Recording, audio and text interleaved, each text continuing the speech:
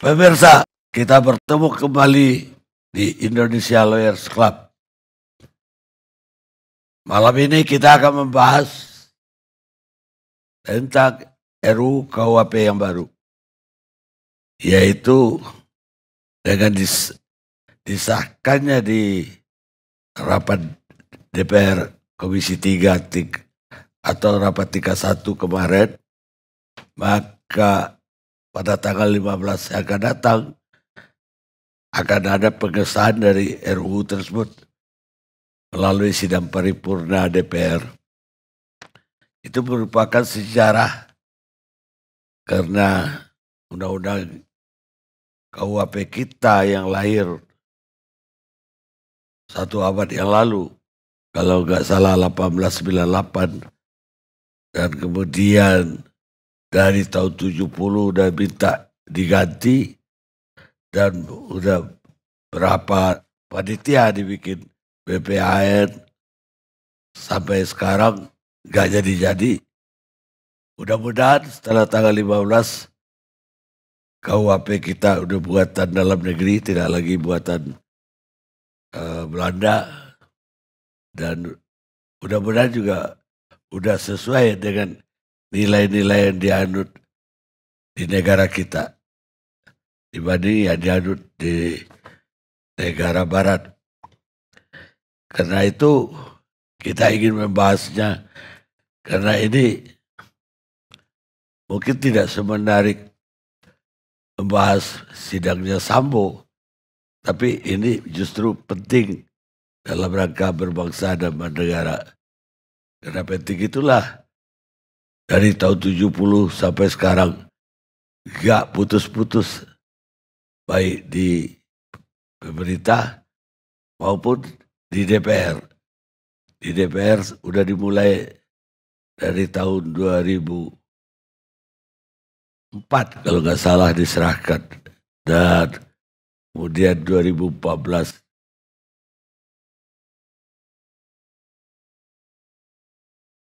dibahas dan sempat tertunda 2019 oleh Presiden, dan baru akan diundangkan akhir tahun ini.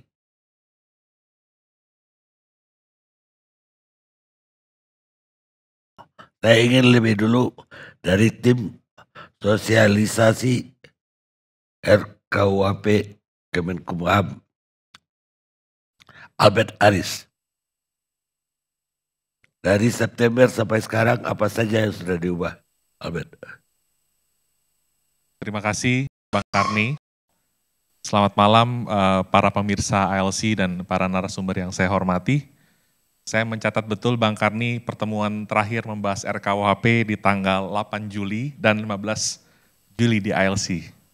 Nah dari pertemuan tersebut Bang Karni, draft RKUHP sifatnya dinamis, terus menampung setiap masukan dan aspirasi dari masyarakat. Itu semua untuk menjamin adanya partisipasi yang bermakna, meaningful participation, untuk memastikan terpenuhinya hak masyarakat untuk didengar, dijelaskan, dan juga dipertimbangkan masukannya, Bang Karni. Nah, oleh karena itu berkaitan dengan pertanyaan Bang Karni tadi, dari draft terakhir yang diajukan ke DPR, yaitu draft tanggal 24 November lalu, sudah ada sejumlah output Bang Karni. Output pertama adalah kita tahu sudah pasal advokat curang dihapus, pasal terkait unggas dihapus, 2 pasal tindak pidana lingkungan hidup dihapus, penggelandangan dihapus, dan juga dokter tanpa izin sudah dihapus. Namun bukan hanya penghapusan pasal, kita juga melakukan penyempurnaan Bang Karni, berupa reformulasi, yaitu memenuhi masukan dari teman-teman masyarakat sipil untuk menghilangkan kata dapat dalam pasal 100 RKUHP, sehingga pidana mati itu menjadi otomatis Bang Karni. Yang kedua adalah penghilangan frasa kekuasaan umum dalam pasal 347 RKUHP tentang penghinaan terhadap kekuasaan umum atau lembaga negara, yang kemudian di-merger Bang Karni menjadi pasal 240, diberikan penjelasan, dan saya ingat betul pertemuan terakhir kita Bang Karni di ILC, mengenai pertanyaan Bang Karni, nanti siapa yang mengadu itu? Sudah diberikan penjelasan, yang berhak mengadu itu adalah pimpinan dari lembaga tersebut. Dan serta diberikan penjelasan untuk bisa membedakan mana yang mengkritik, mana yang menghina Bang Karni.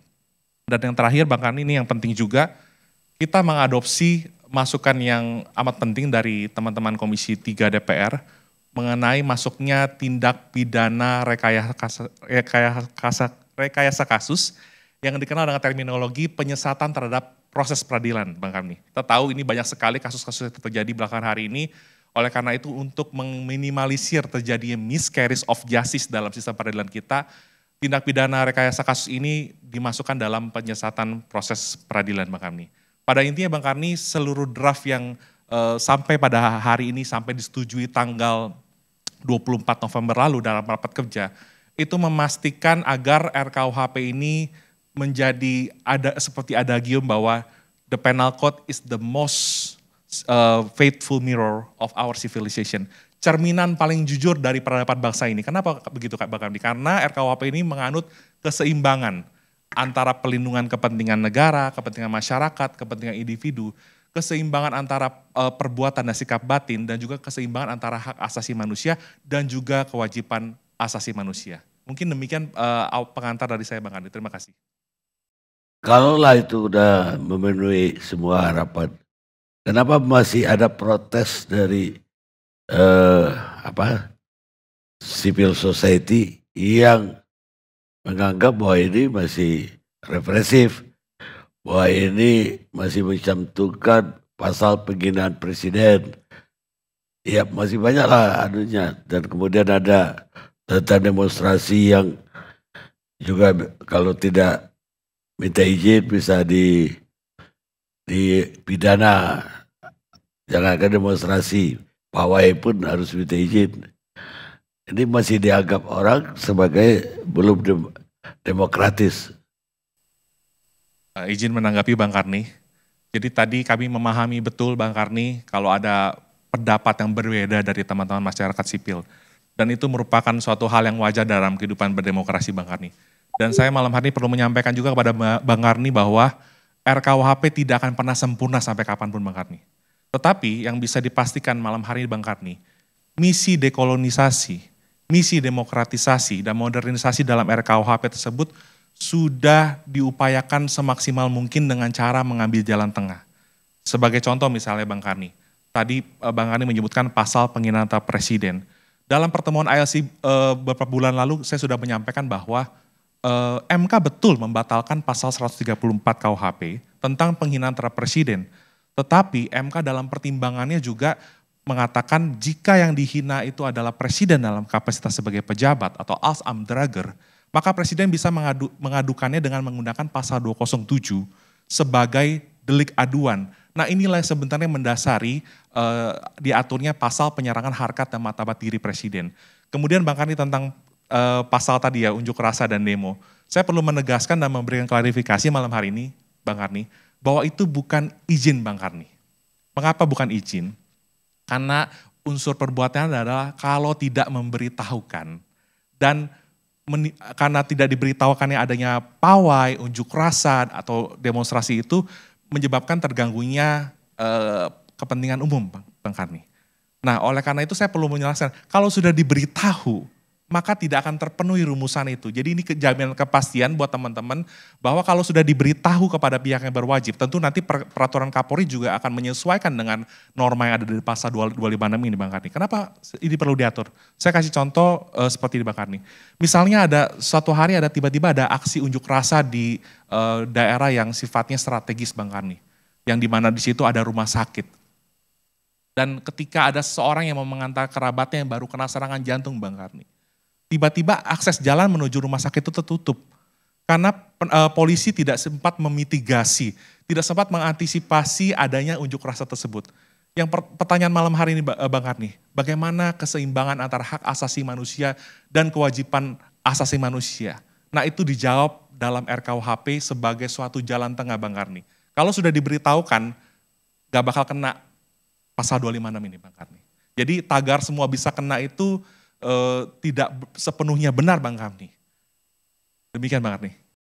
Ya, tapi kalau kembali ke penghinaan presiden tadi, dalam pasal RKUHP ini tidak hanya presiden kan, tapi juga DPR, lembaga-lembaga tinggi, kemudian juga Mahkamah Agung. Iya Bang Karni, izin menjelaskan Bang Karni, jadi memang pasalnya berbeda Bang Karni. Kalau pasal penyerangan harkat dan martabat diri presiden itu ada di pasal 218. Kenapa pasal ini harus ada? Karena memang saya pernah memberikan contoh, penganiayaan terhadap diri presiden itu pun ada pasal khusus Bang Karni. Percobaan pembunuhan terhadap presiden pun ada pasal khusus, yaitu pasal makar Bang Karni. Bahkan penghinaan terhadap kepala negara sahabat pun ada pasal tersendiri. Nah yang tadi Bang Karni tanyakan, penghinaan terhadap pemerintah atau lembaga negara. Lagi-lagi Bang Karni, ini kami moderasi sedemikian rupa untuk bisa memastikan dibedakannya kritik dan menghina Bang Karni. Konstitusi kita menjamin penuh Bang Karni, kebebasan untuk berekspresi, berpendapat, mengkritik sekeras-kerasnya. Tapi konstitusi kita tidak pernah menjamin seseorang untuk menghina orang lain atau menghina lembaga negara Bang Karni. Nah oleh karena itu di bagian penjelasan itulah kita batasi juga Bang Karni, yang legislatif itu hanya untuk DPR, DPD, dan termasuk MPR, dan yudikatif itu hanya Mahkamah Agung dan Mahkamah Konstitusi Bang Karni. Jadi jangan khawatir, kekhawatiran kalau misalkan ada perangkat-perangkat daerah lain yang bisa mengadu karena penghinaan itu sudah dibatasi untuk menjamin dilindungi demokrasi di negeri ini Bang Karni. Di mana batas antara menghina dan kritik? Saya kasih contoh Bang Karni. Kemarin ada aksi unjuk rasa dari teman-teman mahasiswa, sayang sekali teman-teman mahasiswa tidak hadir hari ini. Saya sudah menanti-nantikannya Bang Karni kalau bisa Bayu dan teman-teman semua bisa hadir di sini. Waktu aksi unjuk rasa menentang kenaikan harga BBM di Gorontalo, seorang mahasiswa adik kita itu mengatakan kata-kata presiden dengan hujatan yang ekuivalen dengan alat kelamin pria, Bang Karni. Saya rasa ini gak bisa dibenarkan, gak bisa dijustifikasi dengan alasan apapun. Nah itulah penghinaan Bang Karni, yang secara universal merupakan suatu perbuatan yang intrinsically wrong. Gak bisa dibenarkan dengan hukum, agama, moralitas. Tetapi kalau mengkritik Bang Karni, yang kita kritik itu adalah kebijakannya. Yang kita kritik adalah keputusannya. Yang kita kritik adalah sikapnya. Yang kita kritik adalah janji-janji politiknya. Itu tidak masalah Bang Karni. Kalau sekarang ada fenomena katanya misalnya presiden memasuki fase lemdak. Itu kemarin dalam catatan demokrasi pun dibahas Bang Karni bahwa itu dilihat secara kontekstual dan dilihat dari teori politik yang ada, itu ya bukan penghinaan Bang Karni. Itu kan hanya mengkritisi secara publik bahwa ya itu hal yang wajar dalam sisi demokrasi. Tapi penghinaan saya pikir meskipun katanya bedanya hanya setipis kertas, tapi dengan nalar dan akal yang sehat Bang Karni, kita bisa membedakan mana kritik, mana delik, mana kritik, mana penghinaan Bang Karni. Demikian Bang Karni. Baik, yang juga jadi persoalan adalah kebebasan berbicara atau kebebasan pers. Itu apa pembatasannya di RUU yang baru? Iya Bang Karni, terima kasih. Ini menarik sekali pertanyaan dari Bang Karni, saya akan jawab demikian Bang Karni.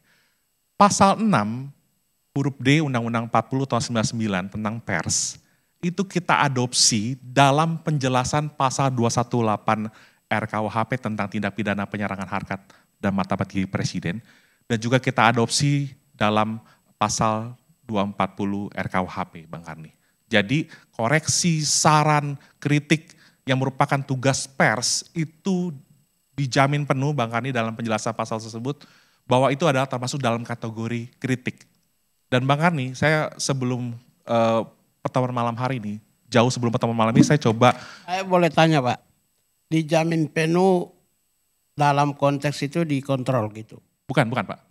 Maksudnya dalam pasal 6 huruf D Undang-Undang Pers itu bunyi bahwa tugas pers itu sebagai sarana koreksi, pengawasan, itu kami adopsi dalam rumusan penjelasan yang ada di dalam pasal itu.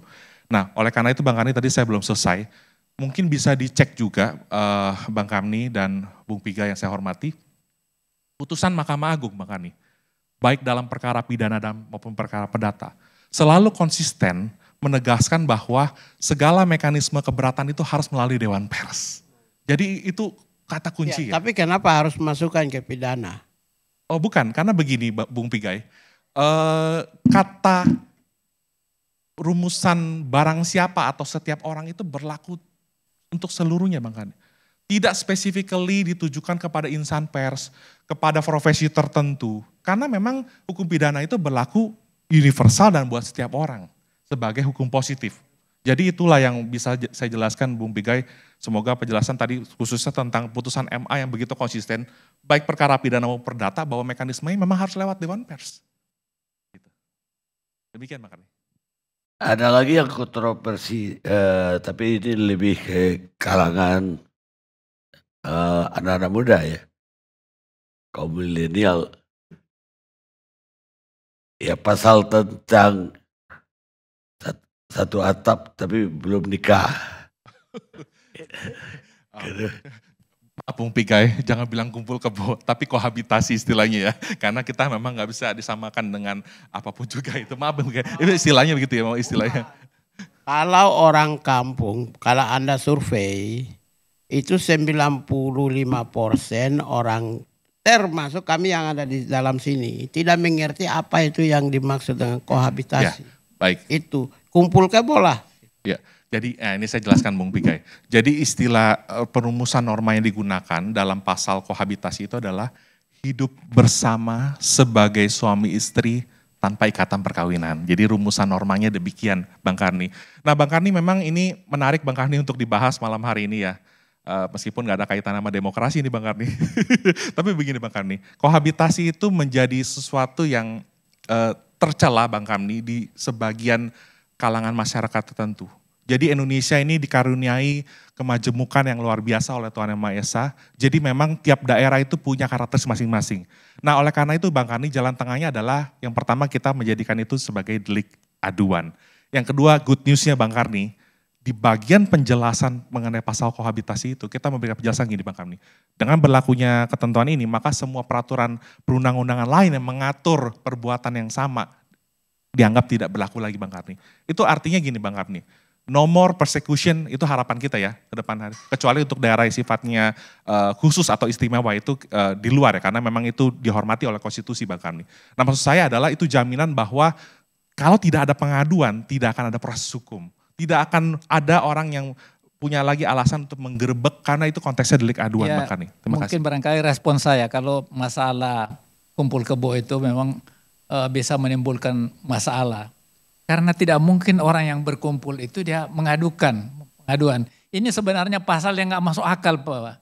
Padahal itu kumpul kebo itu di dalam norma yang berlaku di masyarakat, norma sosial itu nggak dibolehkan Pak. Tetapi kenapa dibuat yang seperti itu, pengaduan? Ini nggak masuk akal Pak. Mana ada dua orang tinggal di satu tempat, dia nggak kawin, dia apa, akhirnya punya anak. Ada orang yang mengadukan, siapa yang mengadukan? Ya. Dia bisa mengatakan kalau orang datang, kita resmi kok. Jadi ini barangkali bagi Ya, saya ini begini. masalah yang nggak masuk akal. Tapi Baik. tapi mau apa? Boleh saya Prof, izin tunggu. menanggapi? Saya Boleh, tambah Pak. dulu. Iya, Hud. Saya tambah ini. Ya. Ini agak keras ya yang saya bicara ini. Mungkin mohon maaf dan mohon diizinkan. Kerasnya begini. Oh, saya agak friendly speaking, agak terbuka. Saya tidak perlu edit-edit. Orang Islam boleh nikah laki-laki istrinya sampai 4. Yang sah 1 oleh negara. Yang 3 itu kumpul kebo nggak? Menurut hukum ini. Ini orang Islam yang saya bicara ini. Kepentingan mereka ini. 3 itu kumpul kebo nggak masuk kategori. Bagaimana mendudukan mereka ini yang seorang laki-laki yang istrinya menurut agama yang dianut boleh menikahi 4. 1 boleh sah. Tetapi yang 3 ini sah nggak menurutmu? Sehingga apakah mereka kategori kumpul kebo tidak? Kita mainnya agak keras-keras saja. Begini, saya menanggapi dulu tadi ya yang disampaikan Prof, kemudian nanti saya akan tanggapi Bu Pigai. Yang pertama, mungkin yang disampaikan Prof itu di satu daerah tertentu itu terjadi demikian. dan mungkin saja di daerah lain tanpa saya perlu sebutkan daerahnya apa, ya kan? Itu menjadi suatu hal yang mungkin dianggap biasa saja seperti itu. Urusan masing-masing kurang lebih seperti itulah. Nah, oleh karena itulah tindak pidana kohabitasi ini dirumuskan untuk tadi yang pertama mencegah terjadinya perbuatan main hakim sendiri. Yang kedua, aduan itu memang bagi mereka yang terikat perkawinan itu adalah suami atau istri. Sedangkan bagi mereka yang tidak terikat perkawinan adalah orang tua atau anak. Jadi Pak, ini adalah jalan tengah Pak. Memang nggak mudah menyusun KUHP di negeri yang multi etnis, multi religi, multi culture. Tetapi Pak, kalau ini dihilangkan juga Pak, Bapak tahu nggak Pak? Ada yang rame menuntut bahwa pasal ini jangan jadi delik aduan Pak, tapi jadi delik biasa. Bagaimana kalau Bapak jadi perumus RKUHP Pak, menghadapi seperti itu Pak? Ya, saya kira ini memang harus ada dialog yang panjang untuk mengambil. Sudah Pak, dialognya sudah Prof. Tapi dari pasal yang disebutkan tadi ini, bagi saya itu tidak menjamin bagaimana orang bisa menjalankan kewajiban agama mereka. Itu tadi ini saya mau jawab Jadi, Bung Piga ya. Ini masuk karena ini satu ranah dengan Bung Piga ya. Gini. Iya, bahaya sekali. Saya mau jawab apa yang disampaikan Bung Piga. Tentu saya bukan ahli agama di sini. Ini pasal ini bisa menimbulkan masalah sosial ini karena orang berkumpul di situ, kemudian ada orang yang marah di situ, dia melakukan hakim sendiri Pak, dia menghakimi. Justru dengan pasal yang tadi itu berbahaya sekali Pak. Di daerah-daerah itu nggak boleh orang berkumpul bersama-sama tanpa melalui perkawinan itu sendiri. Nah ini ada pasal yang membolehkan seperti itu. Ini bukan. Lebih jahat daripada Prof, apa gitu. Pasal ini sama sekali tidak membolehkan Prof. Justru sebenarnya melarang Prof. Tetapi hak untuk menuntut proses hukum itu dibatasi oleh undang-undang. Kalau masalah respon sosial masyarakat karena memang ini dianggap tercela di suatu perbuatan tertentu, itu hal yang berbeda dengan perumusan norma Prof. Iya, tapi jadi tidak dilindungi, seharusnya undang-undang itu melindungi masyarakat Pak. Ini justru ini Prof, bukan melindungi. Bukan, karena diatur inilah memberikan keseimbangan perlindungan Prof. Kalau tidak diatur justru perbuatan ini pertama akan terjadi perbuatan main hakim sendiri. Kedua, kalaupun ini diatur, diberikan batasan siapa yang berhak mengadu. Nah tadi saya mau jawab ke Bu Piga supaya tidak terlalu melebar. Yang pertama saya perlu menegaskan saya bukan ahli agama, jadi saya nggak akan masuk ke dalam ranah agama Bu Piga. Tapi begini,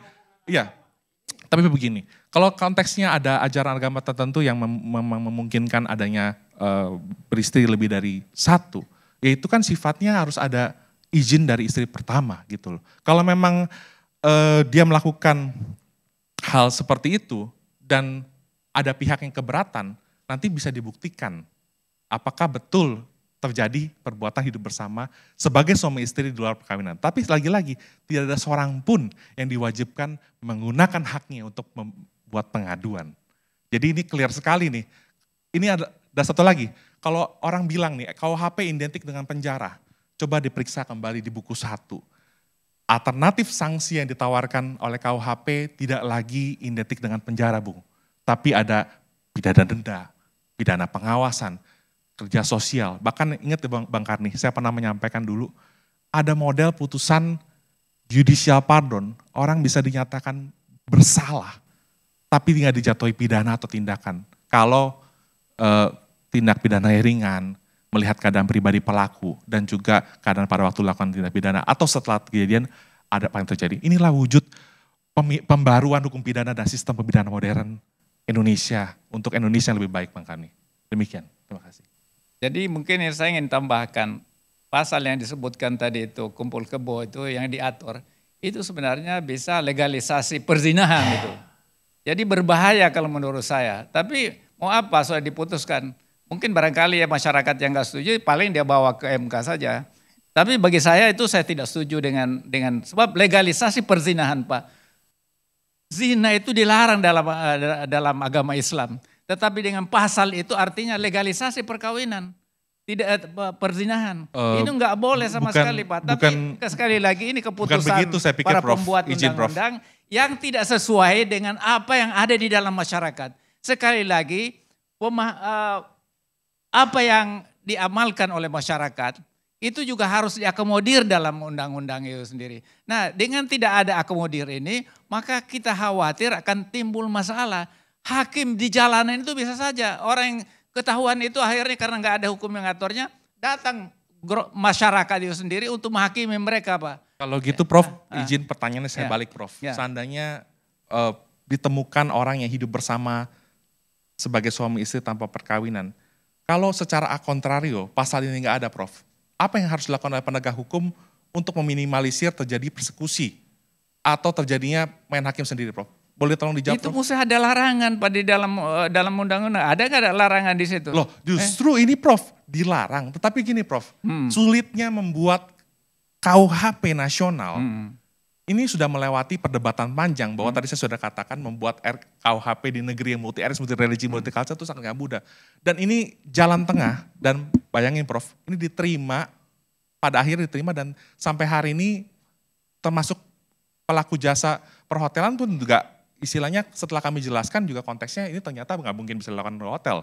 Karena kok nggak mungkin hidup bersama sebagai suami istri selamanya di hotel seperti itu. Jadi memang ini jalan tengah Prof yang memang sukar, tapi ini keputusan yang dilematis yang harus diambil Prof. Kalau pasal ini dibuang Prof, lebih rame lagi Prof. Jadi bayangin bagaimana sikap Prof sebagai pembentuk undang-undang. Kalau saya tanya balik Prof, nggak mudah Prof. Tapi inilah keputusan jalan tengah yang terbaik yang bisa kami ambil Prof. Baik Albert. Terima kasih Ya, Pak. saya mau koreksi dikit.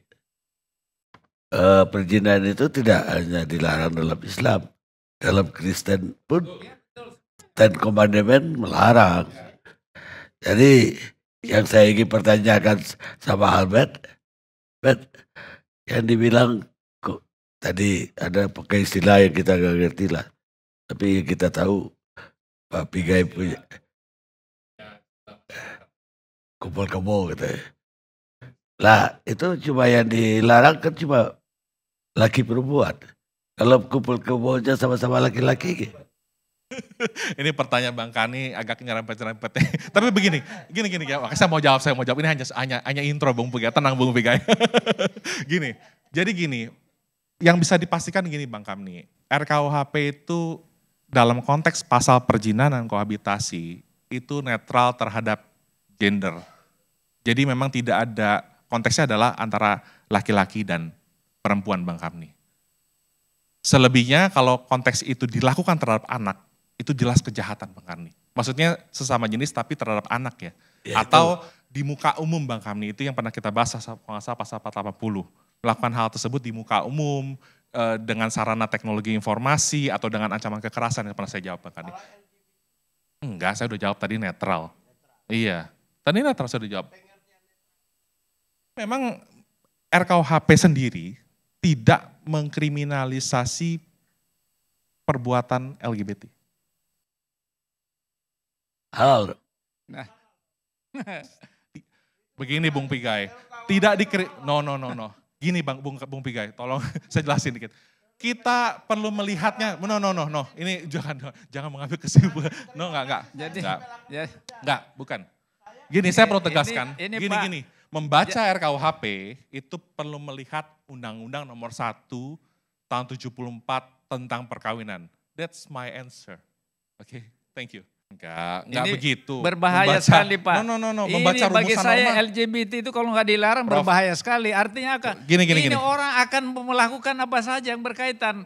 Perempuan sama perempuan, laki-laki sama laki-laki. Dan itu melanggar aturan agama apapun di Tadi kan negeri saya ini, sudah Pak. jelaskan Prof. Kalau Prof menyimak penjelasan saya tadi.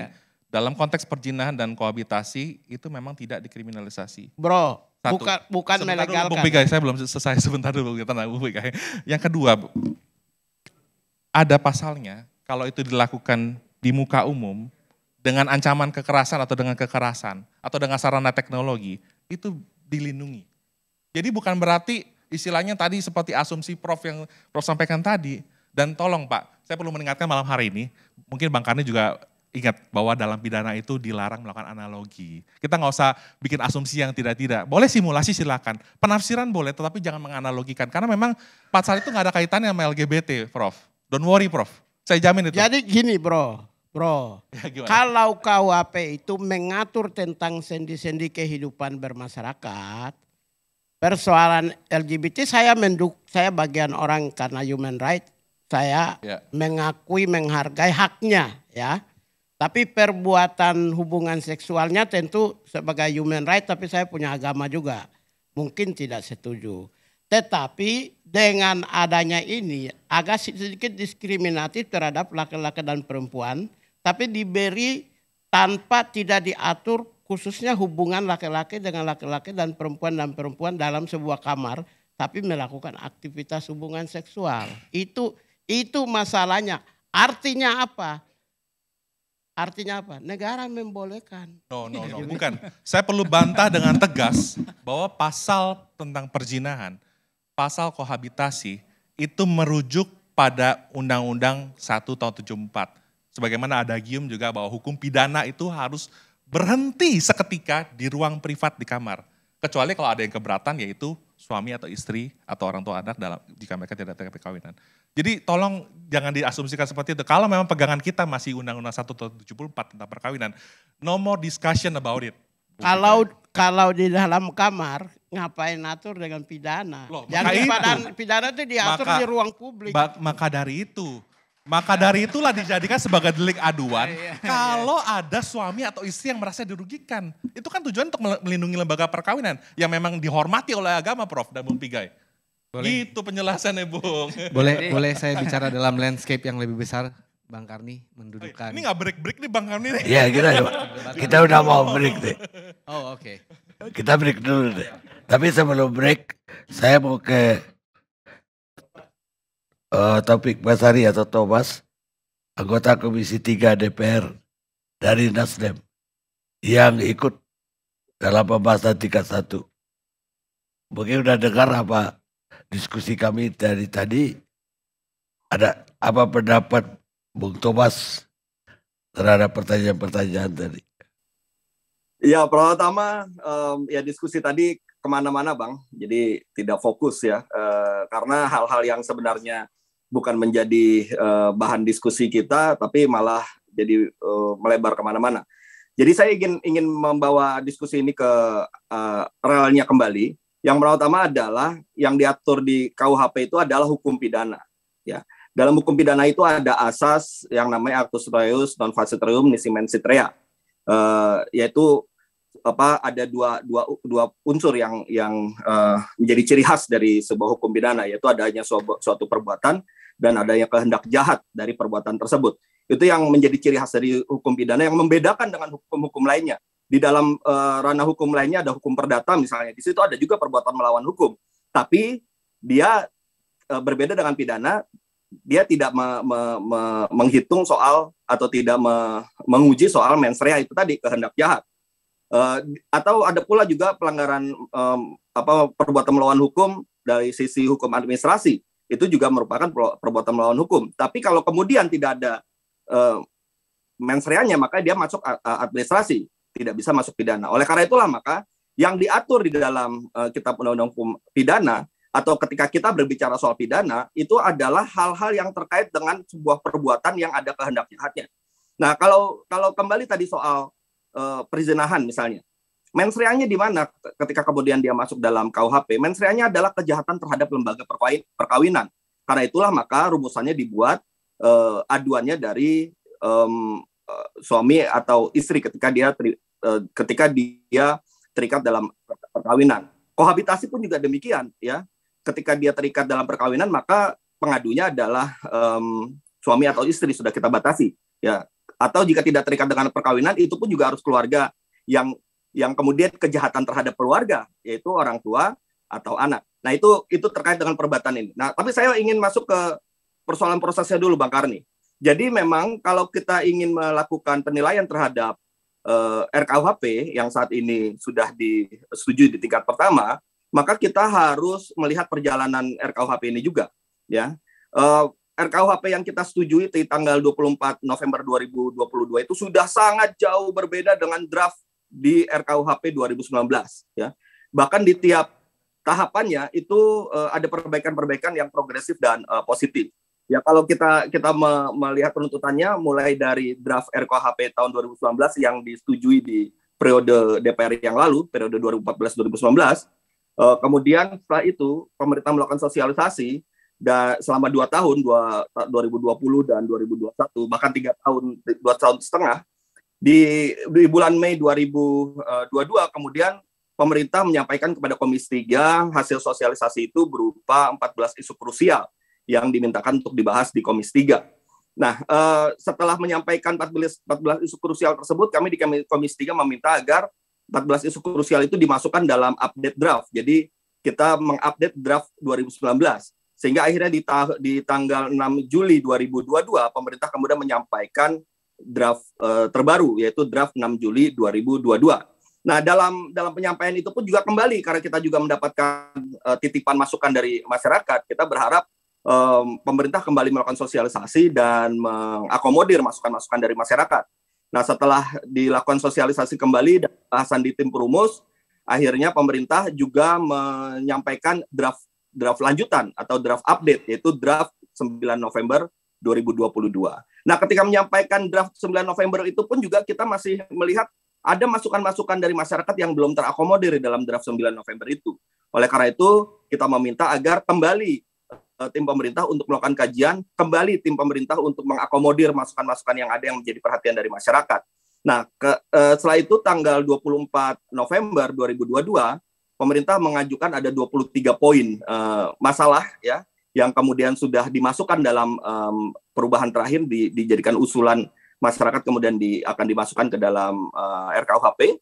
Dan dari 23 poin itu ada sebagian yang kita langsung setujui, ada yang kita masih ingin buka lagi permasalahannya agar masukan-masukan dari masyarakat ini kembali benar-benar ditampung di dalam perubahan RKUHP. Dan akhirnya setelah itu kita melakukan pembahasan, melakukan lobby-lobby, dan tercapailah kesepakatan pada tanggal 24 November 2022. Nah, yang ingin saya sampaikan adalah ya, kita harus juga melihat perbedaan-perbedaan yang ada. Yang tadi ditanyakan oleh Bang Karni, ya kekhawatiran publik, seperti misalnya soal unjuk rasa. Soal unjuk rasa ini yang menjadi perbuatan yang dipidananya itu adalah tanpa pemberitahuan yang mengakibatkan kerusuhan, keonoran atau huru-hara. Jadi kalau hanya demonstrasi saja, kemudian tidak menyebabkan kerusuhan, tidak menyebabkan huru-hara, tidak menyebabkan keonaran, maka tidak ada pidananya, begitu. Nah, jadi yang dipidana apanya? Dipidana adalah kejadian kerusuhannya yang dipidana. Itu yang pertama. Nah, yang kedua saya ingin mau mencoba mengklaster persoalan yang masih diangkat oleh publik ya, yaitu klaster pasal-pasal yang dianggap berpotensi melanggar kebebasan dan demokrasi. Saya memasukkan beberapa isu di situ. Pertama, isu makar, ya. Kedua, isu penghinaan terhadap kekuasaan umum. Ketiga, isu penghinaan terhadap lembaga negara, ya. Dan yang keempat adalah isu penyerangan harkat dan martabat terhadap presiden dan wakil presiden. Yang pertama soal makar, Bang Karni. Soal makar 100% tuntutan dari publik diakomodir. Apa itu? Jadi makar yang tadinya itu selama ini kita punya pengalaman pahit, misalnya di Orde Baru seringkali digunakan untuk membungkam oposisi, ya. Ini kemudian kita kembalikan ke makna orisinalnya, yaitu makar yang dimaksud adalah serangan secara fisik. Nah, sehingga pasal makar yang sekarang yang ada di dalam RKUHP sekarang adalah makar dalam artian persiapan untuk melakukan serangan. Jadi serangannya secara fisik, bukan lagi seperti yang selama ini terjadi, ya kalau orang yang berbeda pandangan, beroposisi, kemudian bisa dikenakan makar. Sekarang sudah tidak bisa lagi sama sekali, karena memang rumusannya sudah dijelaskan seperti itu. Yang kedua, penghinaan terhadap kekuasaan umum, itu dihapuskan, Bang Ari. Sudah tidak ada lagi. Jadi kekhawatiran bahwa nanti misalnya Satpol PP, kita ada orang yang menghina Satpol PP kemudian diadukan, menghina bupati kemudian diadukan penghinaan dan sebagainya, itu sudah tidak ada lagi. Nah, kemudian penghinaan terhadap terhadap lembaga negara, ya kita gabungkan ke pasal 240 dengan penghinaan terhadap pemerintah. Tapi itu pun juga kita coba batasi dengan sangat ketat. Apa pembatasannya? Pembatasannya yang utama adalah pertama-tama pasal ini menjadi delik aduan, tadi seperti dikatakan oleh Albert. Tapi saya akan tegaskan sedikit. Kenapa ini menjadi penting delik aduan? Ya, karena selama ini, kenapa kemudian penghinaan terhadap penguasa itu selalu menjadi momok bagi demokrasi? Karena semua pihak bisa melapor. Polisi dia dengan inisiatifnya dia bisa melapor. Publik tiba-tiba karena merasa memiliki negara ini kemudian bisa melapor. Akhirnya begitu banyaknya laporan-laporan terhadap model-model penghinaan terhadap kekuasaan ini yang kemudian berlanjut menjadi satu proses hukum. Sekarang tidak bisa lagi, tidak bisa sembarangan orang melakukan pengaduan. Siapa yang bisa melakukan pengaduan? Hanya pimpinan lembaganya saja. Ya, saya mau memberikan ilustrasi seperti ini. Misalnya penghinaan, gini, ada perbuatan yang dianggap menghina Mahkamah Agung. Berdasarkan ketentuan dalam RKUHP saat ini, yang bisa melakukan aduan hanya Ketua MA. Sementara Hakim Agung, Panitera, pejabat MA, atau siapapun juga tidak bisa melakukan aduan terhadap perbuatan tersebut. Kita bisa bayangkan bahwa tidak mungkin seorang Ketua MA begitu gegabahnya ya sedikit-sedikit melapor ya. Tentu hanya kalaupun pasal ini akan digunakan atau diterapkan hanya benar-benar untuk hal-hal yang fundamental. Bahkan saya tidak bisa membayangkan setiap tahun ada laporan terhadap penggunaan pasal ini. Nah, jadi memang kita buat sangat limitatif. Ya, kemudian yang berikutnya penyerangan harkat dan martabat terhadap presiden. Ya, kalau saya memang usulannya berkali-kali saya sampaikan kepada pemerintah, saya dihapus karena sudah pernah pasal yang serupa, pasal 134 KUHP sudah dibatalkan oleh MK. Tetapi ya kan ada pandangan-pandangan yang macam-macam. Pemerintah maunya ini tetap ada, seperti Albert maunya tetap ada. Kalau saya inginnya dihapus. Teman-teman masyarakat sipil inginnya dihapus. Nah, oleh karena itu apa yang harus dilakukan? Yang harus dilakukan adalah kita coba mengakomodir berbagai kepentingan ini. Berbagai posisi ini dengan mencari jalan tengahnya. Jalan tengahnya seperti apa? Kita berikan batasan yang ketat terhadap pasal ini. Yaitu apa? Yang pertama ini kembali sama seperti 240 tadi. Ini adalah delik aduan. Yang bisa mengadukan hanya presiden atau wakil presiden, ya. Kemudian juga di dalam penjelasannya tadi sudah dikatakan oleh Albert, kita berikan satu penjelasan bahwa ya ini terbatas hanya pada merendahkan martabat, fitnah atau menista, dan kemudian dalam penjelasan kita katakan bahwa kritik tidak termasuk dalam hal ini. Kemudian demokrasi itu tetap menjadi dorongan kita untuk kita jalan bersama-sama. Boleh saya tanya Pak Tobas? Sebentar. Saya harus jelaskan utuh dulu ya. Nanti bisa bukan bertanya. Utuh, itu tidak utuh. Jadi gini, apa ya silakan. Kan kalau gini, boleh, Pak Tobas tuh lebih banyak menyampaikan kepada publik tentang siapa yang melaporkan, rakyat kah atau yang bersangkutan. Kita bukan soal itu Pak Tobas. Pak Tobas kan pembela HAM. Justru hal itu tidak usah diatur, itu yang kita mau ingin. Kira-kira gimana? Ya, saya langsung jawab ya, atas izin Bang Karni ya. Iya, jadi gini, silakan. Pertama gini, kalau saya posisinya, kalau bisa ditelusuri dalam setiap rapat-rapat, tanyakan kepada Pak Albert juga, itu permintaan saya kepada pemerintah adalah menghapus pasal-pasal tersebut. Ya, saya meminta dihapuskan pasal penghinaan terhadap kekuasaan umum, dihapuskan penghinaan terhadap lembaga negara, dihapuskan pasal tentang penyerangan harkat dan martabat presiden. Ya, posisi saya adalah meminta menghapus. Jadi gitu Bung Pigai. Nah, tetapi ya proses pembentukan undang-undang ini itu tidak bisa bersegi satu, dia bersegi banyak. Ya, selain posisi saya yang ingin menghapuskan, ada posisi lain, posisi tim perumus yang ingin mempertahankan. Posisi pendapat dari anggota DPR lain yang ingin juga menganggap bahwa ini harus tetap ada diatur dalam KUHP. Jadi banyak pandangan-pandangan. Akhirnya apa?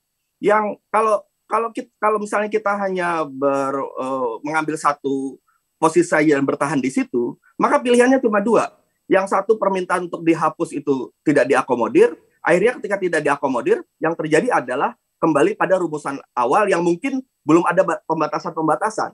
Nah, saya dan kawan-kawan di sini, baik itu DPR maupun pemerintah, mencoba cari jalan tengah, ya, jalan tengah yang bisa menerima semua kepentingan yang ada, menerima bahwa ada keinginan ini harus diatur, menerima bahwa di sini jangan sampai ada multitafsir, ada penyalahgunaan wewenang, ada kemudian pengancaman terhadap demokrasi. Akhirnya apa yang dilakukan adalah pembatasan-pembatasan, sehingga di satu sisi pasalnya rumusannya tetap ada, ya, keinginan untuk menjaga martabat ini tetap ada dalam satu rumusan KUHP. Di sisi lain, ya, kita membuat pasal ini tidak mudah untuk diterapkan. Dengan tadi kita berikan batasan siapa yang mengadu, kemudian kita berikan batasan yang nanti misalnya ternyata anggap saja kemudian ada yang mencoba menyalahgunakan, si orang yang dilaporkan dia bisa mempergunakan penjelasan itu sebagai bahan pembelaan dia, ya, di persidangan atau Tobas. Nah itu yang kita lakukan. Kalau dalam posisi saya maunya menghapus, tapi kita mau mencari jalan keluar. Kita tidak bisa soal menang-menangan kalah-kalahan. Inilah yang kemudian berhasil dibangun di tanggal 24. Boleh saya tanya? Gak, biar dia selesaikan dulu. Silakan Thomas. Oke. Nah jadi kalau saya posisinya sama seperti apa yang posisi dari teman-teman masyarakat sipil, dan saya perjuangkan itu di dalam. Saya tempur habis, saya sampaikan dalam proses pembahasan di Komisi 3. Tapi bagaimanapun, ya proses pembuatan undang-undang ini adalah proses politik juga. Di dalam proses politik ini juga ada proses demokrasinya juga. Proses demokrasi yang saya artikan adalah ya pasti ada pertarungan gagasan di situ. Ada berbagai ide dan pendapat di dalamnya. Yang kemudian ide dan pendapat ini harus kita ramu bersama-sama, dan disitulah demokrasinya. Kalau saya misalnya bertahan saja, kemudian saya tidak bisa mencari jalan tengah, maka tidak ada hasil yang kita keluarkan. Nah, oleh karena itulah akhirnya kita bersama-sama nih Komisi 3 dengan pemerintah mencoba merumuskan sedemikian rupa.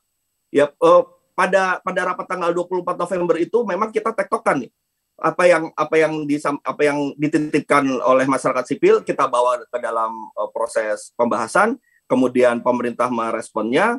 Ketika tidak ada titik temu, kita kemudian cari jalan tengah itu tadi.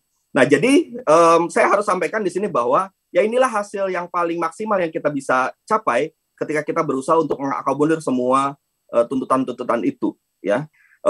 Karena memang prosesnya mau tidak mau seperti itu, ya. Yang kedua, harus kita juga melihat secara objektif bahwa kondisi di 2019, ya, berdasarkan draft 2019 itu jauh berbeda dengan kondisi saat ini. Draft 2019 sudah sangat jauh berbeda dengan keputusan-keputusan yang kita sudah hasilkan hingga tanggal 24 November 2022. Hal-hal yang selama ini dikritisi oleh masyarakat, ya, misalnya tadi dikatakan semua bisa kena, demonstrasi saja kena, tidak, demonstrasi hanya yang berkerusuhan saja. Kemudian misalnya menghina bupati tadi katanya bisa kena, sudah dihapuskan. Kemudian menghina DPR misalnya, itu bisa kena, tidak gampang. Saya tidak bilang bahwa tidak bisa kena, tapi tidak gampang. Kenapa? Harus ketua DPR-nya. Di dalam ketua DPR dia mengadu saja, dia harus dengan mekanisme internal. Ya, kemudian juga ada pembatasan sedemikian rupa, tidak misalnya mengetweet DPR ngaco misalnya atau apa, kemudian bisa dipidana, nggak bisa itu. Jadi sudah kita buat sedemikian rupa batasan-batasannya, ya, yang nanti mudah-mudahan akan berguna ketika ada pihak-pihak yang menyalahgunakan pasal-pasal ini, dan itu bisa dijadikan bahan pembelaan. Dan apa yang saya sampaikan ini adalah juga sama yang seperti kita bahas di dalam rapat-rapat di Komisi 3. Artinya, apa yang saya sampaikan saat ini di ILC ini bisa juga menjadi memory fantolisting. Dianggap bagian dari memory fantolisting yang memang ada di DPR. Ini adalah bentuk penjelasan untuk umumnya. Karena itu ketika ada seseorang yang kemudian dilaporkan misalnya menghina Mahkamah Konstitusi, ya, sementara yang mengadunya adalah panitera Mahkamah Konstitusi, ketika misalnya ini berproses, ya kita sebagai anggota DPR juga akan bisa mengatakan, oh tidak seperti itu latar belakang pasalnya, rumusannya tidak dimaksudkan seperti itu. Nah, itu juga bisa kita jelaskan. Oleh karena itulah maka mudah-mudahan ya kekhawatiran itu apabila kemudian kita baca baik-baik rumusannya, kita lihat bagaimana proses perubahan-perubahan dari satu draft ke draft yang lain yang memang selalu berubah dan berubahnya ke arah yang positif, itu sedikit banyak bisa menjawab kekhawatiran publik.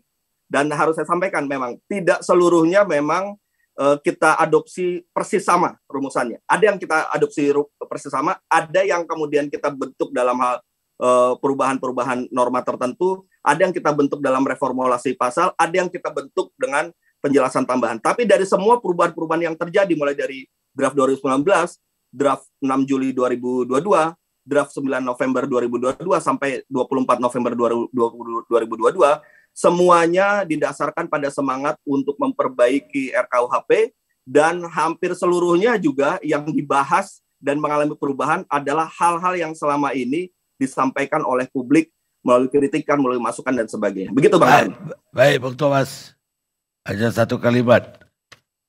Kalau ada orang menyerang saya secara personal, malah saya senang sekali. Karena berarti orang tersebut sudah tidak punya argumen politik menyerang saya. Kata Margaret Thatcher. Sekarang kita pindah ke Profesor Andi Hamzah. Terima kasih, Bu Thomas. Terima kasih, Bang Karni. Prof, bisa dengar suara saya? Bisa. Prof, ikutin tadi apa yang kita persoalkan? Dengar. Sekarang saya ingin dengar pendapat Profesor. Ya, ada beberapa hal. Yang pertama, penghinaan presiden. Ya, jadi ada perbedaan antara negara-negara. Amerika Serikat sama sekali tidak dipidana orang menghina presiden. Ya, tahun 2008 saya ke Washington, saya jalan di truk depan istana, ada nenek-nenek duduk di situ, ada kardus di depannya tertulis Presiden W. Bush is the real terrorist. Tidak apa-apa. Tapi kalau di Belanda tentu menghina raja, ikuti di Jepang menghina kaisar, dari aduan yang harus mengadu itu Perdana Menteri. Juga akan menghina kepala negara asing di Jepang dihukum, yang harus mengadu itu duta besar masing-masing negara. Kemudian Jerman menghina presiden ada, tetapi baru dituntut kalau ada lampu hijau dari presiden, bukan dari aduan. Tapi jaksa harus tanya presiden, bagaimana Pak? Saya tuntut enggak? Enggak usah. Itu di Jerman ya. Jadi ada beberapa bentuk yang saya setuju itu kalau menghina presiden dari aduan, tapi jangan presiden mengadu, masa presiden mengadu. Jadi hanya ditanya presiden, bagaimana Pak? Kita teruskan enggak? Gitu. Kemudian masalah persinahan. Jadi ada 3 macam ini. Bujang sama buyu. Yang fornication bahasa Inggrisnya ya. Bahasa Belandanya untuk handling. Bahasa Indonesia tidak ada. Pakai bahasa umum aja, bersina. Kemudian kumpul kebo. Orang Bugis bilang sion rong. Hidup bersama-sama tanpa nikah. Cohabitation bahasa Inggris, samenleven bahasa Belanda. Itu kesulitannya diterapkan di dalam KUHP, karena menurut Profesor Hasairin, ahli hukum adat UI, ada 3 daerah di Indonesia membolehkan tidak menghukum orang kumpul kebo. Ada 3 daerah. Saya tidak menyebut daerah itu ya, karena saya sudah pernah sebut menurut Profesor Hasairin dalam bukunya 3 serangkai hukum, lalu ada suku itu yang disebut mengadukan saya ke polisi dalam menghina suku itu. Pada itu Profesor Hasairin nulis ada 3 daerah tidak melarang itu kumpul kebo. 3 daerah. Cari sendiri buku Profesor Hasairin 3 serangkai hukum. Ya, nah itu kalau ada dalam KUHP dari aduan. Masalahnya ada 3 daerah itu. Bagaimana itu? Banyak sekali orang di daerah itu dihukum. Nanti. Kemudian fornication, bujang sama bujang ini. Orang kedutaan Australia sedang mengundang saya ketemu di restoran Jepang. Dia tanya, ini Indonesia lupa kalau KP itu berlaku seluruh orang yang ada di Indonesia. Berapa puluh orang pasangan dari Australia datang ke Bali. Bujang sebab bujang, nanti dilaporkan, diadukan. Saya bilang, saya tidak tahu. Kamu hubungannya Menteri Hukum dan HAM, jangan saya.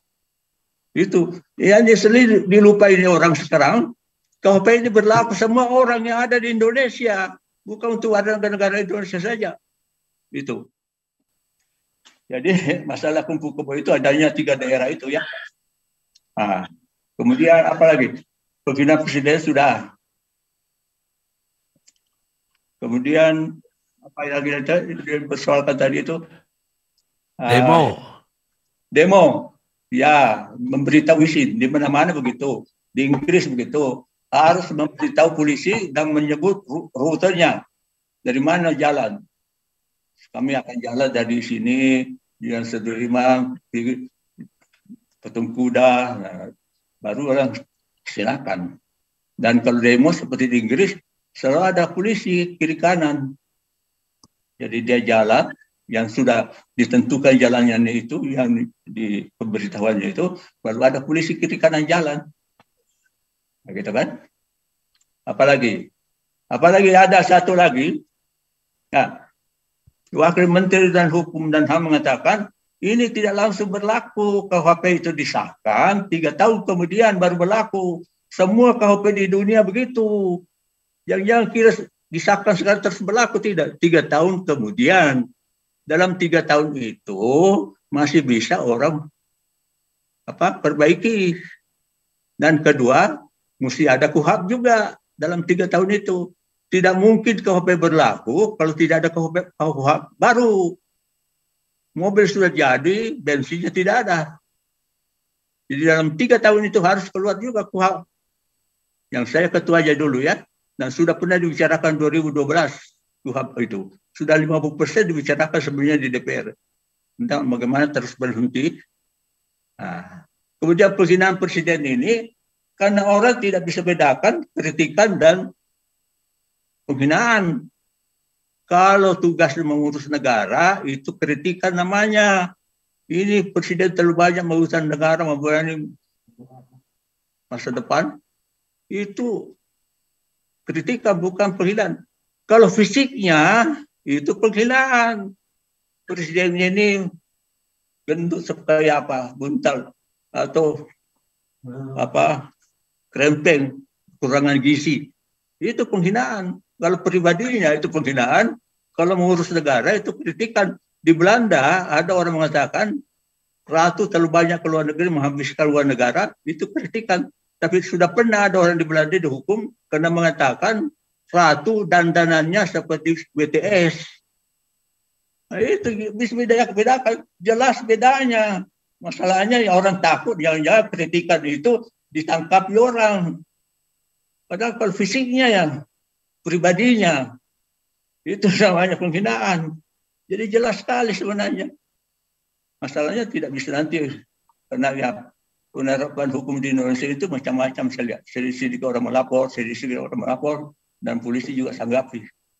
Undang-undang sudah dicabut pun masih diterapkan. Ya.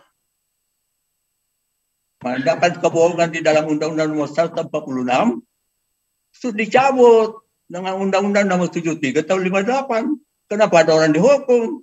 Melakukan kebohongan berdasarkan Undang-Undang Nomor 1 tahun 46 itu. Itulah Indonesia ya. Kayak lupa. Kalau udah pada dicabut kita lupa, Prof. Lupa, tidak baca. Tidak baca. Undang-Undang Nomor 73 tahun tidak baca ya. Ya. Jadi ini ada apalagi ini. Penghinaan kepada pegawai negeri memang bukan delik aduan. Ini dalam KUHP sekarang, penghinaan kepada pegawai negeri bukan delik aduan. Dan hukumannya juga ditambah. Jadi penghinaan ke pegawai negeri sudah diperluas sebenarnya itu. Bukan delik aduan, hukumannya juga ditambah. Nah, jadi penghinaan kepada pejabat, memang itu Belanda buat di dalam KUHP. Yang di KUHP sendiri tidak ada. Jadi dianggap pasal kolonial. Pasal kolonial itu. Ya. Seperti dulu sama Belanda, ada orang di Surabaya mengatakan polisi Surabaya itu polisi ingusan. Dihukum menghina pejabat. Itu dulu. Yang di Belanda tidak ada pasal itu ya. Nah, kemudian terakhir saya mau tanya ini ya. Dari kehakiman ini. Masih ada pasal itu enggak itu? Masih ada apa? Asas legalitas. Masih ada nggak? Itu sama asas sekali legalitas. Tidak bisa masuk KUHP itu. Hukum yang hidup, Prof. Pasal 1 berlaku asas legalitas. Tidak seorang pun dapat dipidana berdasarkan undang pidana yang ada sebelumnya. Kemudian ada pasal 2. Ada Dengan tidak mengurangi asas legalitas itu, Tidak berlaku mengulangi hukum yang berlakunya. hidup, yang Iya. hanya hukum adat. Ya silakan kalau ada itu. Ada Tidak itu. boleh ada itu. Jadi itu pasal, itu tidak boleh ada. Tidak boleh ada itu pasal. Hukum adat itu ada 19 daerah di Indonesia berbeda-beda. Tidak sama, tidak bisa dinasionalkan itu. Ya, ada 19 daerah di Indonesia berbeda-beda hukum adatnya. Antara orang Batak dengan Minang jauh sekali. Satu patrilineal, satu matrilineal. Orang Bugis, orang Jawa, Bila Daralto, itu Bapak. Beda. Hukum adat tidak bisa dinasionalkan. Musimnya masing-masing daerah membuat perda sendiri untuk daerahnya. Memang demikian, Prof. Memang demikian. Nanti akan dituangkan dalam perda, Prof, untuk menjamin terima kepastian kasih. hukum. Anda Siap, sudah Prof. mendengar saya. Saya murid Prof dulu, Prof. Siap, Prof. Kalau tidak, saya akan pertama juga ke MK dengan puluhan persen hukum pidana yang lain. Tidak boleh. Jadi di Bali itu hukum adat pidana yang terberat menyetubuhi hewan. Dulu hukumannya menurut hukum adat Bali dibuang ke laut hidup-hidup bersama hewan sekalian. Masa saya tanya orang ambil doktor itu, ya orang Bali di Bali menyentuh hewan, ya. Orang Bali di Jawa katanya tidak. Orang Bali di Jawa, orang Jawa di Bali tidak juga berlaku. Sekarang pertanyaan paling menjerat. Ini orang ambil doktor ini ya. Paling menjerat. Orang Bali di Bali menyetubuhi hewan. Tapi Islam bukan Hindu tidak berlaku juga. Bagaimana ini mau dinasionalkan? Jadi ini mesti hakimnya Bali, jaksanya Bali. Masa mau masuk dinasionalkan ini? Silakan tiap daerah membuat perda sendiri seperti KHP. RC itu pinter. KHP RC mengatakan daerah-daerah otonom dapat membuat delik sendiri yang berlaku hanya di daerahnya saja, tapi baru mulai berlaku setelah disetujui oleh Kongres Nasional Pusat. Betul, Prof. Itu pengaturan demikian, Prof. Jadi yang pertama, hukum yang hidup itu hanya berlaku di daerah tersebut, Prof, izin. Yang kedua, tidak ada padanannya di KUHP. Ketiga, nanti akan diatur dalam Perda seperti yang Prof sampaikan. Keempat, ada pedoman yang diberikan dalam PP mengenai kriteria dan tata cara penyusunan hukum pidana adat itu, Prof. Demikian, Prof. Sanksinya denda kategori 1 atau kategori 2 begitu ya. Kategori 2 ya. Jangan terlalu tinggi sampai hukuman mati nanti. Betul, Prof. Sudah terakomodasi, Prof. Masukan dari Prof Andi. Terima kasih. Terima kasih, Prof. Salam hormat, Prof. Dari murid. Apalagi yang mau dipersoalkan ini. Itu terima kasih sekali kalau begitu ya. Saya kira sudah cukup. Membuat perda masing-masing. Jangan dinasionalkan itu. Ya. Saya kira cukup, Prof. Terima kasih banyak. Alhamdulillah. Terima kasih. Itu dari Majelis Hukum dan HAM. Terima kasih ya. Iya. Sama, Prof. Pemirsa, kita rehat sejenak.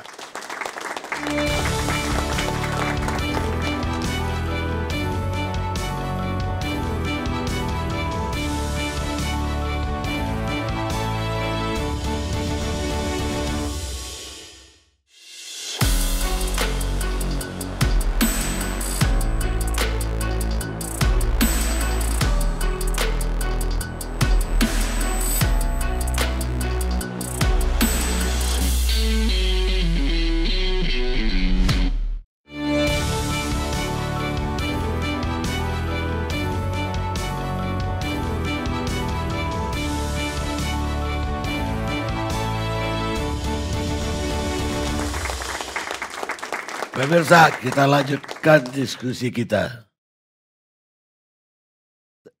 Tapi tadi ada dalam diskusi awal ada yang menggantung.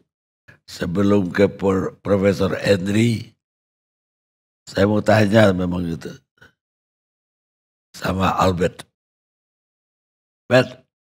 Tadi ada benarnya loh. LGBT itu gak disinggung sama sekali. Itu latar belakangnya apa? Apa ada pengaruh luar negeri agar LGBT jangan diganggu gugat, atau ada faktor turis, nanti turis gak pada datang. Kadang-kadang juga begitu. Karena satu hari saya naik pesawat Garuda, kebetulan ada dirutnya Garuda waktu itu. Saya tanya, kok pengumuman kita punya pramugari peringatan untuk yang membawa narkoba bisa dihukum berat di Indonesia. Saya bilang, kok bisa dihukum berat? Bisa dihukum mati. Kalau kita di SQ dia bilang hukum mati. Kalau kita hukum berat. Hukum mati dong diumumin. Terus kata dirut Garudanya, jadi dibilang begitu aja, udah ada yang protes dari luar. Karena mereka udah anti hukuman mati gitu. Lah sekarang kan mereka marah sama orang yang anti LGBT atau LGBT. Apa gara-gara itu tidak kita singgung di undang-undang pidana kita? Pertanyaannya dari demokrasi ke isu yang seperti ini ya Bang. Tapi Ini menggantung. Begini Bang. Saya tadi sudah sampaikan bahwa kuncinya itu ada di Undang-Undang 1 tahun 74 Bang. Kita mengetahui bahwa hukum pidana itu adalah substitusi dari aturan hukum yang lain Bang. Dan kalau memang kita menganggap bahwa Undang-Undang Perkawinan itu yang menghormati lembaga perkawinan, di pasal 1 mengatakan ikatan lahir batin antara pria dan wanita untuk hidup bersama dan sebagainya itu, kita masih memegang itu Bang, maka tidak ada isu yang perlu dibahas itu Bang. Tidak ada lagi no more discussion about it Bang. Dan saya bisa pastikan malam hari ini tidak ada tekanan internasional terkait hal itu Bang. Tetapi begini Bang, pasal 414 RKUHP itu mengatur perbuatan setiap orang yang melakukan perbuatan cabul terhadap orang lain yang berbeda atau sama jenis kelaminnya. Pasal ini nggak berhenti di situ Bang. Tadi saya sudah jelaskan bahwa konteksnya adalah di depan umum, secara paksa dengan kekerasan atau kekerasan, atau dipublikasikan sebagai muatan pornografi Bang. Jadi memang kalau dipertontonkan di depan umum, itulah yang baru bisa dapat dipidana Bang. Nah kalau kita setuju dengan pendapat saya malam hari ini Bang, dengan tidak mengangkat itu sebagai isu, berarti kita tetap mempertahankan Undang-Undang Nomor 1 Tahun 74 tentang perkawinan Bang Karni. Demikian Bang. Iya, tapi perkembangan di publik itu berbeda sekali 74 dengan sekarang ya. Tahun 74 itu LGBT bukan kayak sekarang. Malah hampir jarang kita melihat kasus. Kalau sekarang kan udah di mana-mana juga. Ikut-ikutan luar kan, kita biasa kan ikutan luar negeri. Dan juga memang ada tekanan untuk produk-produk yang anti LGBT aja ada tekanan. Bisa diboikot. Itu sih silakan aja Bang ya, kalau memang ada negara lain atau pandangan dari kelompok tertentu yang mengatakan seperti itu. Tetapi khusus di Indonesia Bang, karena patokan kita masih undang-undang perkawinan Bang, maka kita tidak akan mungkin mengkriminalisasi satu perbuatan yang tidak ada padanannya dalam undang-undang perkawinan Bang. Sebaliknya Bang, secara kontrario, kalau kita mengkriminalisasi itu Bang, menjadikan itu sebagai perbuatan pidana, maka dengan kata lain kita juga berpikir bahwa ada ruang evaluasi dan revisi terhadap undang-undang perkawinan itu sendiri Bang. Kalau kita tanya misalnya, Anda kan boleh tambah pasal. Ngapain lo? Kan bisa tambah pasal dan ayat di situ. Pasal baru dan ayat baru. Mana? Kalau saya tanya. Oke. Karena pidana itu mengatur bukan persoalan atas hubungan legalitas berdasarkan undang-undang perkawinan, tetapi juga mengatur tindakan dan perbuatannya antar manusia. Yaitu laki-laki, perempuan, atau yang sejenis. Kan gitu undang-undang. Pidana itu mengatur perbuatan seseorang. Betul sekali. kriminalisasi itu adalah kehendak pembentuk undang-undang untuk menyatakan bahwa suatu perbuatan itu tercela dan bersifat melawan hukum atau whether hate. Tapi pertanyaannya malam hari ini saya balik. Sebagai aktivis HAM yang saya kenal sangat lantang dan sangat berani, apakah Bung Pigai menghendaki kriminalisasi terhadap LGBT? Enggak, tolong dijawab aja, iya atau tidak? Ini bukan soal kriminalisasi. Ini soal equal sebagai human right, human, LGBT sebagai human, suami istri sebagai human, laki-laki perempuan sebagai human. Di negara-negara Eropa seperti bahasa saja itu kan ada feminim, maskulin dan netral. Karena di Eropa ada, di Indonesia aja yang nggak ngerti. Anda juga nggak paham. Coba belajar bahasa Spanyol, akan ketemu bahasa Yahudi ketemu, Yunani ketemu. Laki-laki perempuan, bahasa saja sudah pertegas. Di sini ini bukan persoalan bahasanya, persoalan perbuatan individu manusia dan aktivitas seksual yang tidak diperkenankan yang terjadi di dalam sebuah ruang. Nah, aktivitas manusia itu siapa? Bisa saja laki-laki, bisa perempuan, bisa antar laki-laki dan perempuan, antar perempuan dan laki-laki dan laki-laki. Apakah perbuatan yang asusila ini, saya pembela HAM,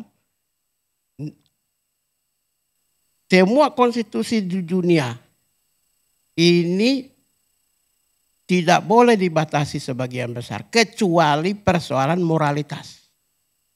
Jadi mau PBB sampai Komnas HAM, kalau Anda membatasi moralitas, kami menghormati.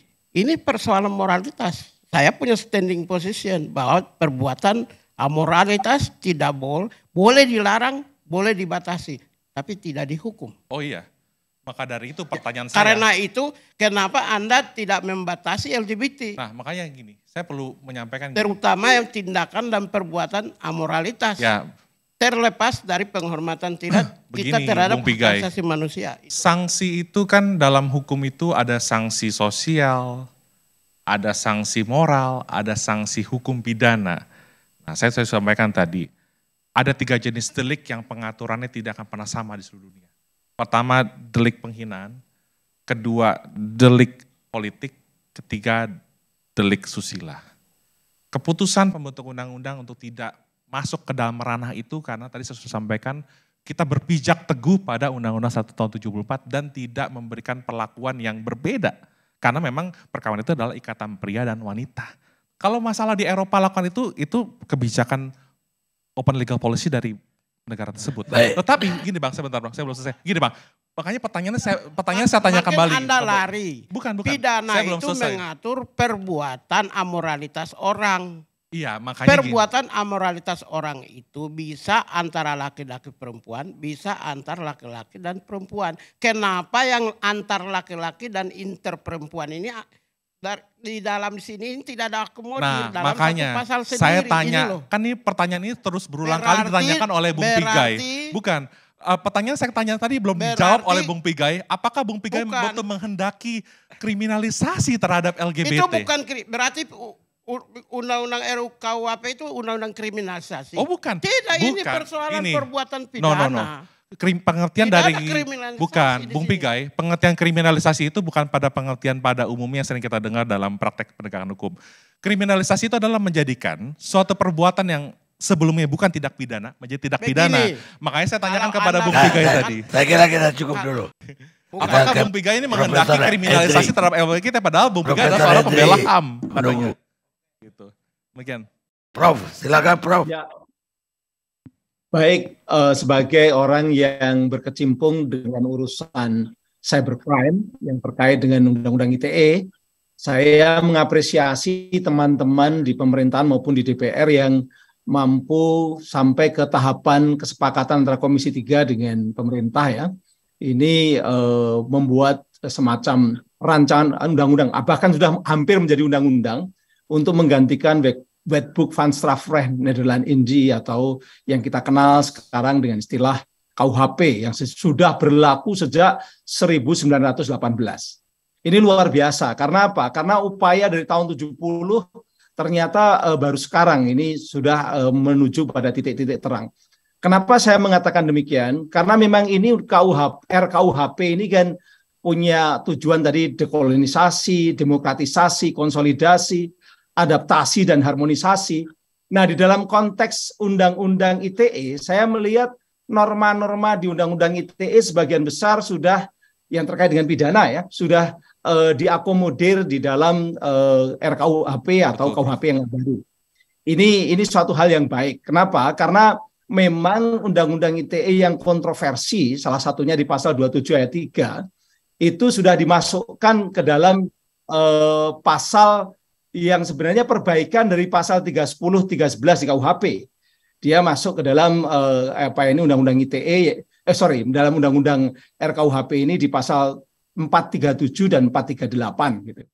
Nah, cuman begini, yang kami lihat itu walaupun secara normanya semakin detail ya, karena sebenarnya kan memang kalau di Undang-Undang ITE itu kan tidak jelas apa yang disebut sebagai penghinaan dan pencemaran nama baik. Di sini sudah muncul yaitu menyerang kehormatan orang lain gitu, kata-katanya begitu.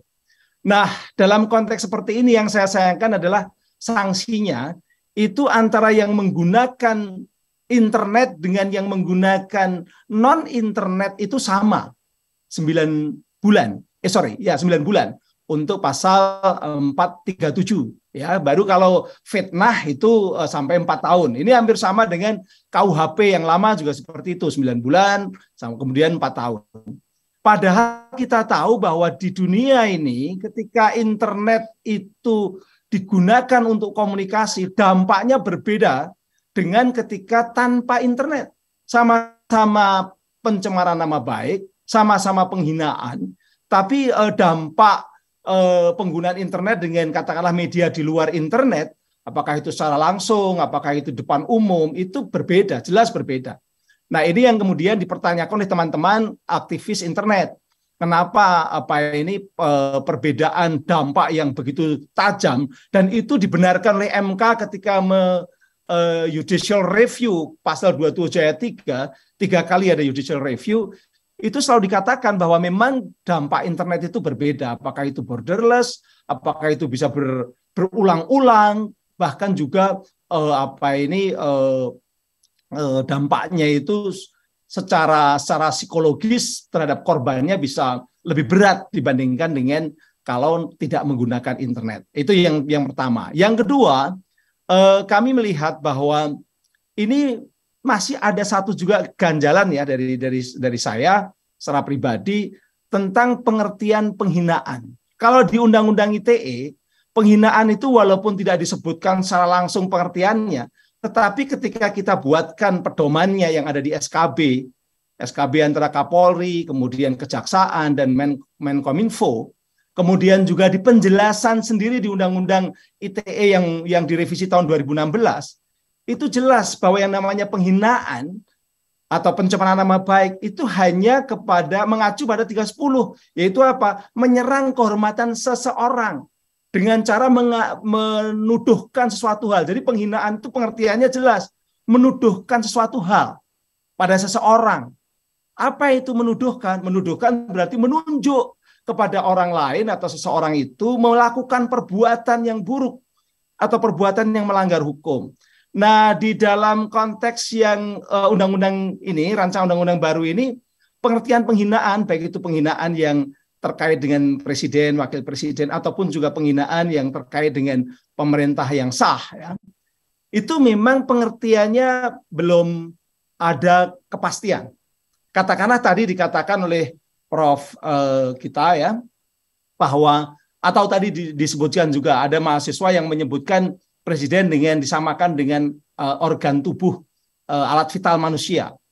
Sebenarnya apakah memang penghinaan itu pengertiannya sama dengan mengumpat, sama dengan katakanlah menista, sama dengan body shaming tadi misalnya gendut, kurus, ceking, dan kata-kata yang lain, atau memang seperti justru di Undang-Undang ITE. Kalau Undang-Undang ITE jelas bahwa yang disebut penghinaan itu adalah menyerang kehormatan seseorang dengan menuduhkan suatu hal. Jadi kalau nggak menuduhkan suatu hal, bukan penghinaan, karena dia hanya masuk di 310. Tapi sekarang ini, karena di KUHP baru ini penghinaan itu kembali pengertiannya luas ya, ada 9 pasal kalau nggak salah dari 437 sampai 446, maka pengertian penghinaan yang diartikan kepada objek-objek tertentu itu menjadi perlu kita pertanyakan batasan yang spesifik. Itu yang pertama. Kemudian berikutnya saya bersyukur bahwa ITE yang dikatakan bahwa kemarin ada di berita yang mengatakan bahwa pasal penghinaan dan pencemaran baik di ITE itu dihapus. Sebenarnya tidak dihapus, normanya ada tetap. Normanya tetap ada. Yang tidak ada ya sama dengan kalau lex posteriori derogat legi priori, kalau ada pasal yang sama mengatur hal yang sama antara undang-undang lama dengan undang-undang baru, tentu saja yang undang-undang lama pasalnya yang sama itu kemudian dengan sendirinya tidak berlaku. Itu, tapi normanya kan memang ada. Jadi ini perlu disampaikan kepada masyarakat bahwa menghina, mencemarkan nama baik itu masih ada. Cuma tidak lagi dengan istilah mendistribusikan, mentransmisikan, atau dapat diaksesnya, itu kalau kata-kata di Undang-Undang ITE kan seperti itu. Tapi diganti dengan di pasal 158 rancangan Undang-Undang KUHP ini, yaitu apa? Yang disebut di muka umum itu bisa di suatu tempat, di ruang yang dapat dilihat, yang dapat didatangi, diketahui atau disaksikan oleh orang lain, baik secara langsung maupun secara tidak langsung, maupun media elektronik yang membuat publik dapat mengakses informasi elektronik dan atau dokumen elektronik. Ini kata-kata lain, kalimat lain yang muncul di rancangan Undang-Undang KUHP, tapi sebenarnya merupakan perubahan yang maknanya hampir sama dengan mendistribusikan dan atau dapat diaksesnya informasi elektronik. Jadi ini saya hanya mengingatkan bahwa norma Undang-Undang ITE tidak hilang, tapi pasalnya memang tergantikan. Digantikan oleh undang-undang baru. KUHP, ya. Silakan izin menjelaskan dengan singkat. Terima kasih Prof. Henry atas apresiasinya. Jadi perlu saya sampaikan begini Prof. Tanpa mengurangi rasa hormat saya kepada putusan MK yang memaknai pasal 27 ayat 3 Undang-Undang ITE sebagai penghinaan pencemaran nama baik saja, maka justru dengan dicabutnya pasal 27 ayat 1, 27 ayat 3, dan 28 ayat 2 Undang-Undang ITE, maka model-model penghinaan yang diatur di dalam RKUHP ini lebih jelas Prof. Yang pertama, menista. Menista itu menuduhkan suatu hal kepada orang lain agar diketahui umum. Yang kedua adalah bentuknya bisa tertulis ya. Yang ketiga bentuknya itu bisa fitnah. Menuduhkan satu hal secara tidak benar padahal diketahui perbuatan itu tidak ada. Yang berikutnya Prof adalah penghinaan selain menista Prof. Yang tadi misalkan dengan kebun binatang dan sebagainya. Di bawahnya ada lagi Prof. Persangkaan palsu, pengaduan fitnah, pencemaran orang mati. Nah, yang dilakukan dengan sarana teknologi informasi itu adalah pemberatan sepertiga dari seluruh ketentuan penghinaan tersebut Prof. Jadi sudah tidak ada lagi tafsiran lain karena terlepas dari putusan MK tadi saya perlu mengatakan res judicata pro veritate habetur. Kita hormati putusan MK tersebut, tetapi RKUHP membuat satu terobosan dengan memperbaiki multi interpretasi tadi sehingga menjadi lebih jelas Prof. Demikian Prof. Ya, saya sedikit mau mengomentari justru ketika kemudian pengertian penghinaan yang sekarang di RKUHP itu tidak hanya sekedar penistaan dan fitnah, maka sebenarnya ini menjadi lebih luas dibandingkan Undang-Undang ITE. Betul Prof. Karena Undang-Undang ITE kan 310, 311 saja yang masuk sesuai dengan putusan MK. Izin Prof mengklarifikasi. Kalau kita lihat Prof, pasal 27 ayat 3 itu Prof harus dibaca juga dengan pasal 36 dan 51 ayat 2 Prof. Bisa dibayangkan di mana keadilannya kalau penghinaan dan pencemaran baik ancaman pidananya up to 12 tahun dengan Undang-Undang ITE. Nah, melalui RKUHP kita kembalikan itu Prof. Supaya betul itu perbuatan dilarang. Itu lain lagi. Ya itu kan kalau menimbulkan kerugian Prof. Artinya begini Prof, kita dudukkan porsi ini menjadi sesuatu yang dilarang tetapi ancaman pidananya tidak dapat dilakukan penahanan khususnya untuk penghinaan dan pencemaran nama baik Prof. Demikian Prof. Oh, kalau itu saya setuju. Setuju tidak bisa ditahan, tidak bisa melakukan penahanan itu saya setuju. Tapi justru kesalahan penerapan sekarang jangan dianggap itu sebagai kesalahan terhadap undang-undang yang ada. Pasal 36 itu yang disebut memunculkan kerugian material kepada korban, itu seringkali di dalam pelaksanaan di lapangan diterapkan secara salah. Secara salah. Itu, kenapa? Betul. Karena pasal 36 itu sebenarnya pertama saya setuju kalau misalnya itu hanya dipakai untuk kejahatan terhadap informatika. Jadi serangan-serangan serangan-serangan hacker begitu, kemudian memunculkan kerugian material secara langsung. Nah, di dalam praktek ini yang sekarang ini kan Undang-Undang ITE masih berlaku nih.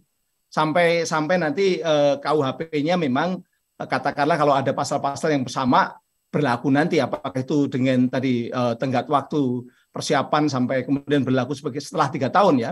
Nah, ini jangan sampai terulang. Begini, pasal 36 itu yang sering disebut sebagai memunculkan kerugian material, itu ternyata banyak diterapkan bukan karena kerugian material, tapi baru potensi kerugian aja udah dimasukkan. Kita perbaiki di KUHP, Prof.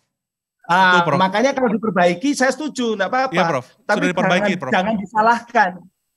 Gini, kesalahan di praktek, jangan dianggap bahwa itu kesalahan di dalam norma.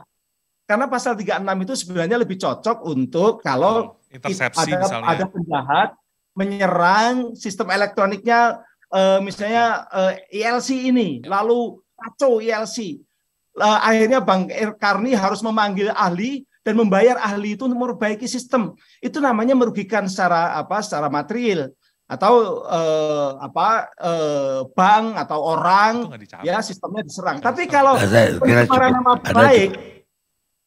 nama baik itu memang sekarang ini banyak sekali yang diterapkan secara salah. Orang misalnya contoh yang ada sekarang sedang terjadi nih, ada seorang artis yang dikenakan pasal 36.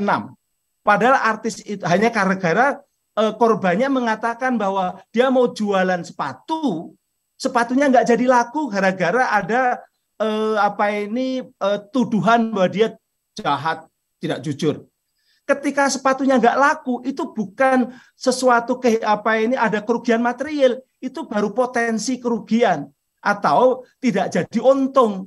Nah, pengertian-pengertian yang seperti ini kadangkala di lapangan itu digunakan, lalu akhirnya mudah sekali orang menahan. Padahal ketika di revisi tahun 2016 itu jelas-jelas pemerintah dan DPR menginginkan Undang-Undang ITE itu tidak lagi kalau pencemaran nama baik bisa untuk nahan. Nggak boleh nahan itu. Sama semangatnya dengan sekarang yang ada di RKUHP.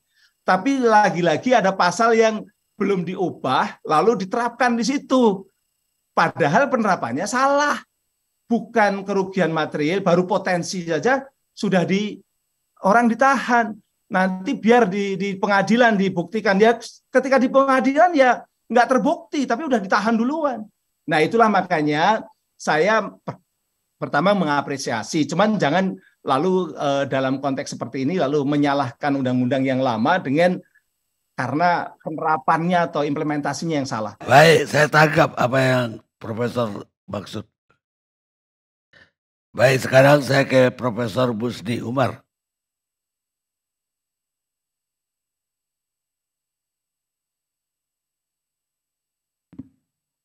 Pertama saya ingin merespon tentang penghinaan. Jadi kalau kita bicara tentang pembatasan-pembatasan yang dibuat tadi itu bisa kita terima. Tetapi kalau kita melihat praktik di lapangan, itu biasanya apa yang dikatakan, apa yang ditulis itu sangat beda sekali. Nah, oleh karena itu memang saya tetap berpendapat sebaiknya itu tidak ada pasal penghinaan. Apalagi ini DPR. DPR itu kan kita yang pilih mereka. Dan mereka harus menjalankan apa yang kita inginkan, yang diinginkan rakyat. Tetapi apa yang kita saksikan sekarang ini? Itu mohon maaf aja, 5D itu Pak. Hanya datang dulu dengar, kita nggak pernah dengar lagi Pak. Yang rame itu Pak Pigai dengan orang-orang di luar itu sendiri.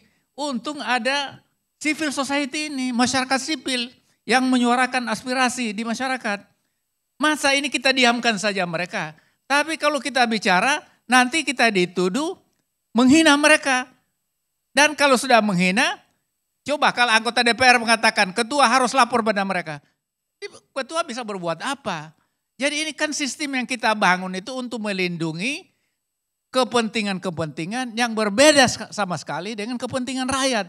Padahal kita membangun demokrasi ini kan untuk menyuarakan aspirasi masyarakat, bagaimana baik masyarakat ini, negara ini makin baik. Tetapi dengan adanya pasal penghinaan itu juga, MA, kita tahu sekarang keadaannya kan Pak. DPR begitu lagi, DPD lagi begitu. Jadi apa yang kita bisa perbuat ini?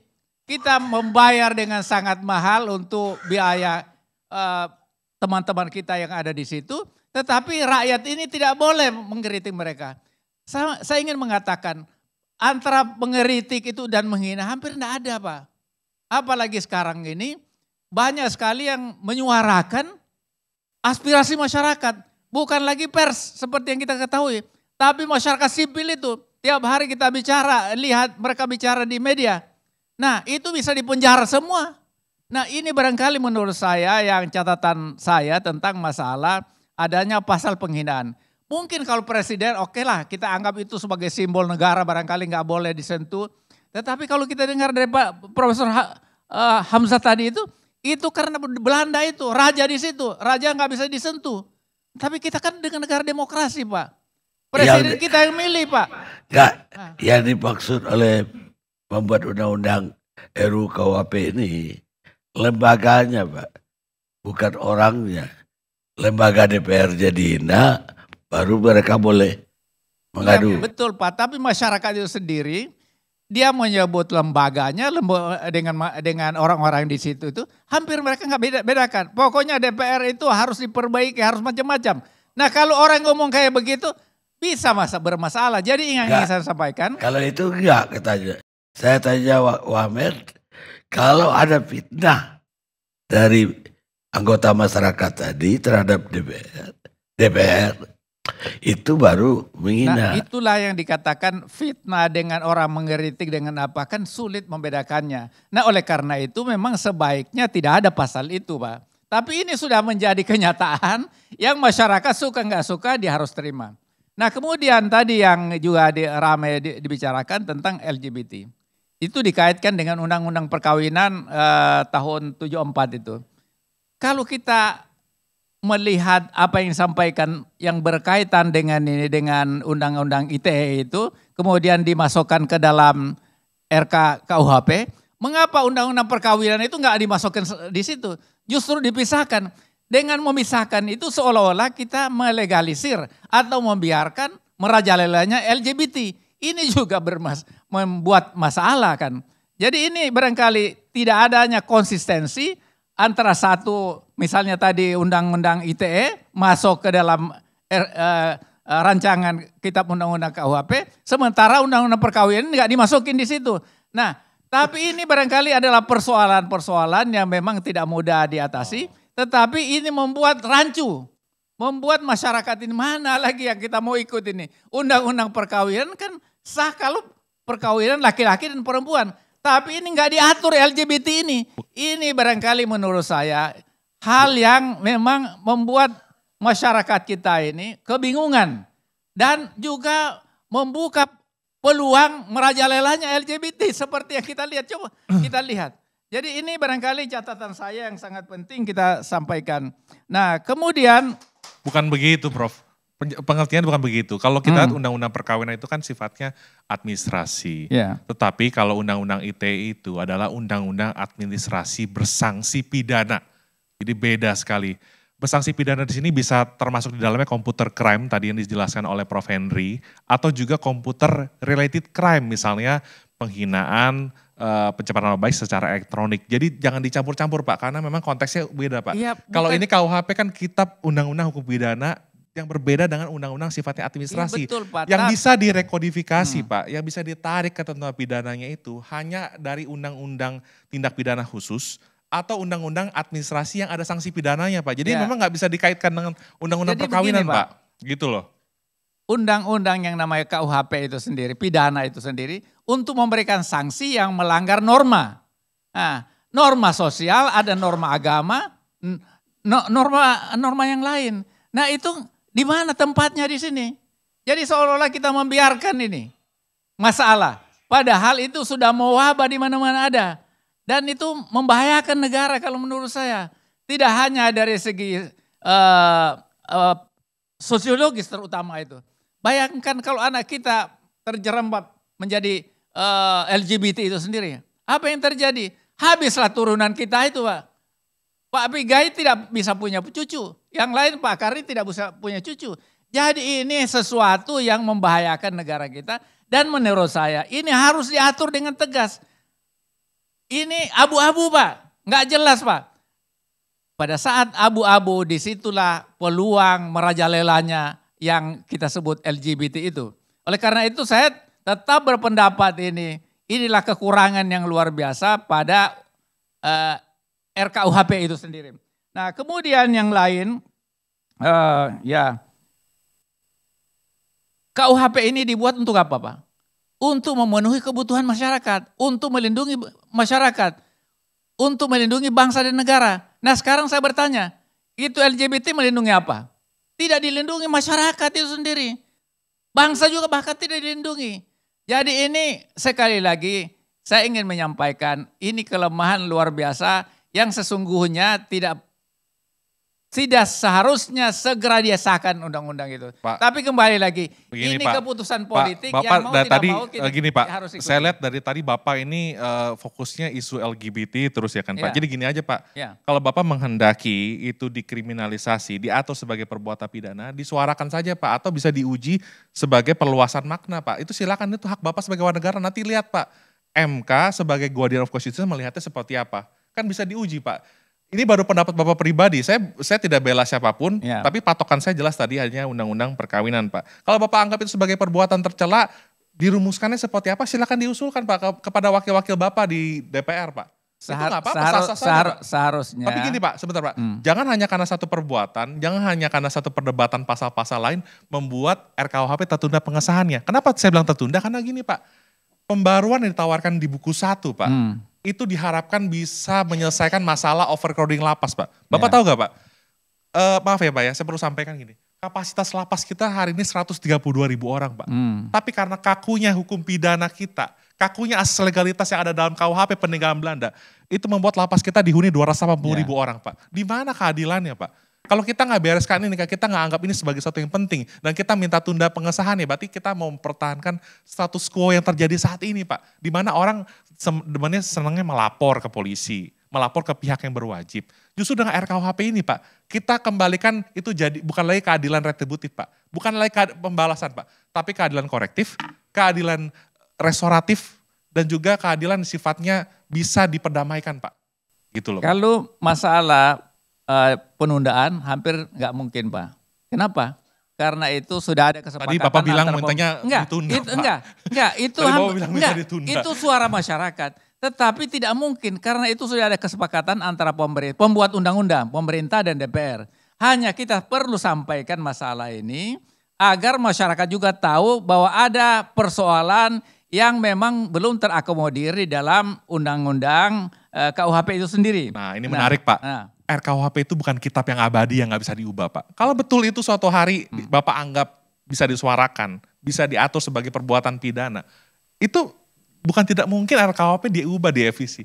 Saya nggak ngomong perbuatan spesifik ya, perbuatan apapun yang dianggap tercela di mata masyarakat seperti Bapak bilang tadi. Ini bukan kitab yang final yang nggak bisa direvisi Pak. Silakan aja nanti Pak. Tapi istilahnya gini Pak, yang mau saya tekankan, kebutuhan akan hukum pidana dan sistem pembinaan modern itu sudah jadi urgensi Pak. Mohon maaf Bang Karni, bukan sekedar ganti KUHP peninggalan Belanda, bukan itu Bang. Tapi yang kita butuhkan ini adalah reformasi hukum, salah satunya melalui KUHP dan juga revisi KUHP nanti. Bang Aristo nanti mungkin bisa jelaskan. Demikian Pak.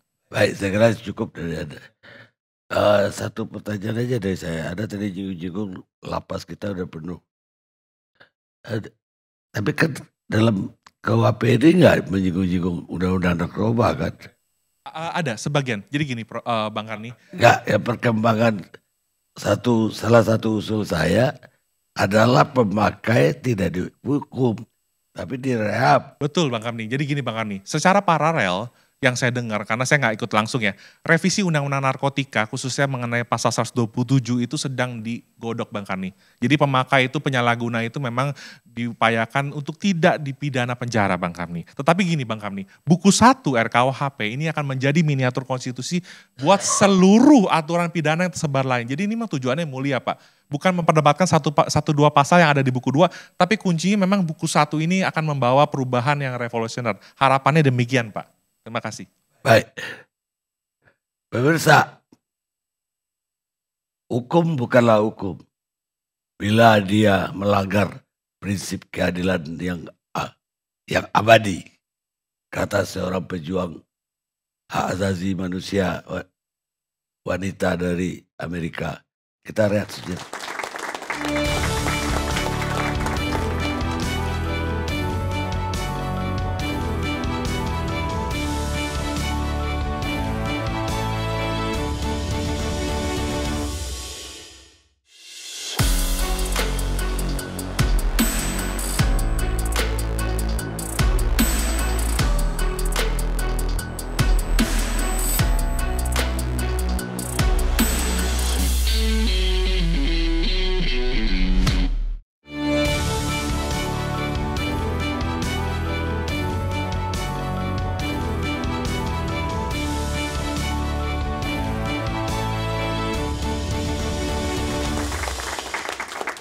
Pemirsa, sampai kita di akhir acara. Sekarang giliran Aristo Pagaribuan, pakar hukum pidana. Terima kasih Bang Karni. Jadi tadi kita udah lihat perdebatan yang dinamis ya. Saya mau mencoba mendudukan persoalan RUU KUHP ini dalam landscape yang lebih besar.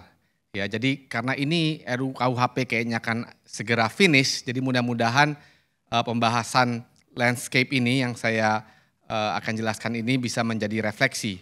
Jadi yang pertama, dimensi yang pertama adalah dimensi mengenai substansi dari artikel-artikel hukum pidana. Itu yang dari tadi kita bicarakan, yang kontroversi. Nah,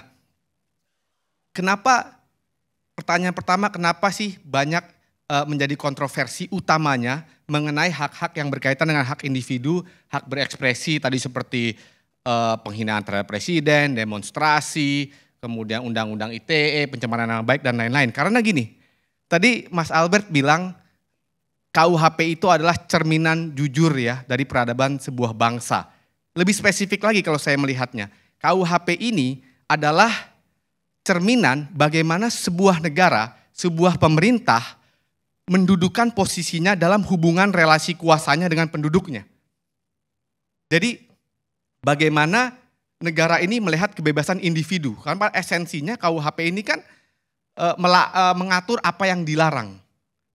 Jadi esensinya adalah hubungan antara negara dengan individu. Makanya pasal-pasal yang terkait dengan hak kebebasan berekspresi, hak individu itu menjadi sangat kontroversial. Kenapa? Karena di dalam hukum pidana ini memberikan cek ya, semacam cek kepada pemerintah melalui aparatur penegak hukumnya untuk melakukan tindakan represif. Nah, kalau kita lihat, kita bandingkan KUHP lama dan KUHP baru, ini memang pasalnya bertambah.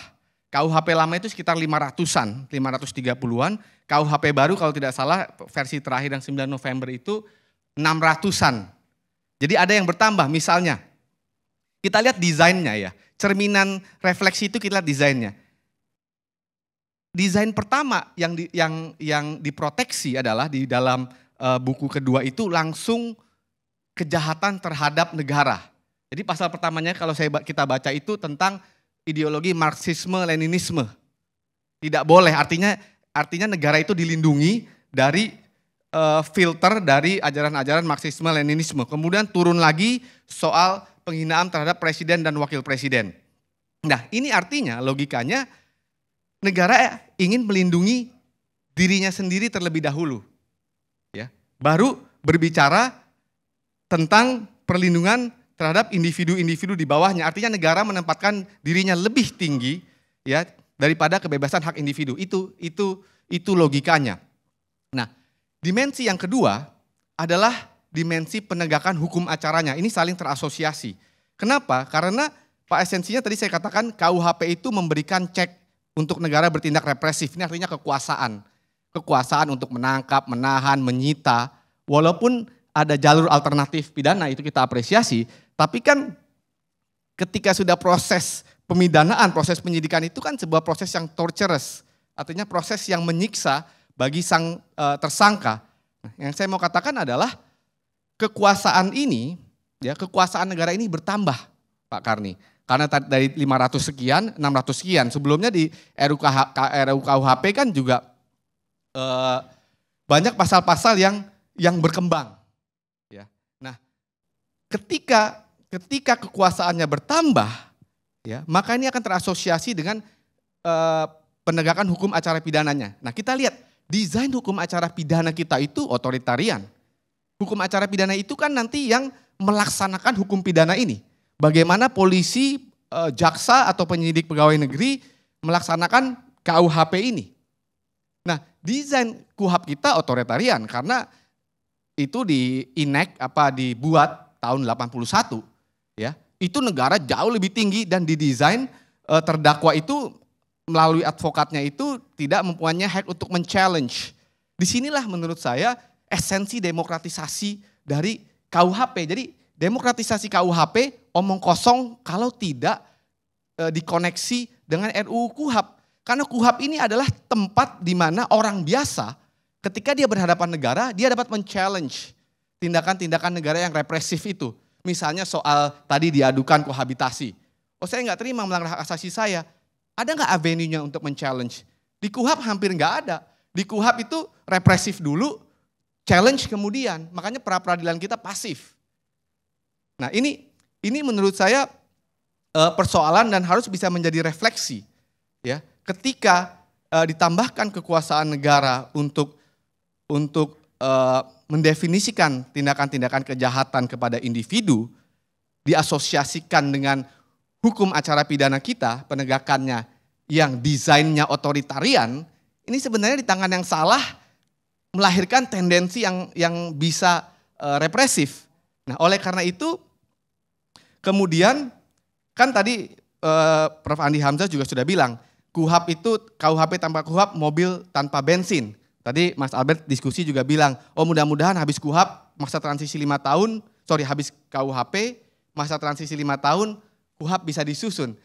Tapi di sini juga persoalannya, KUHP kita juga jangan dilupakan, ini sudah berpuluh-puluh tahun juga.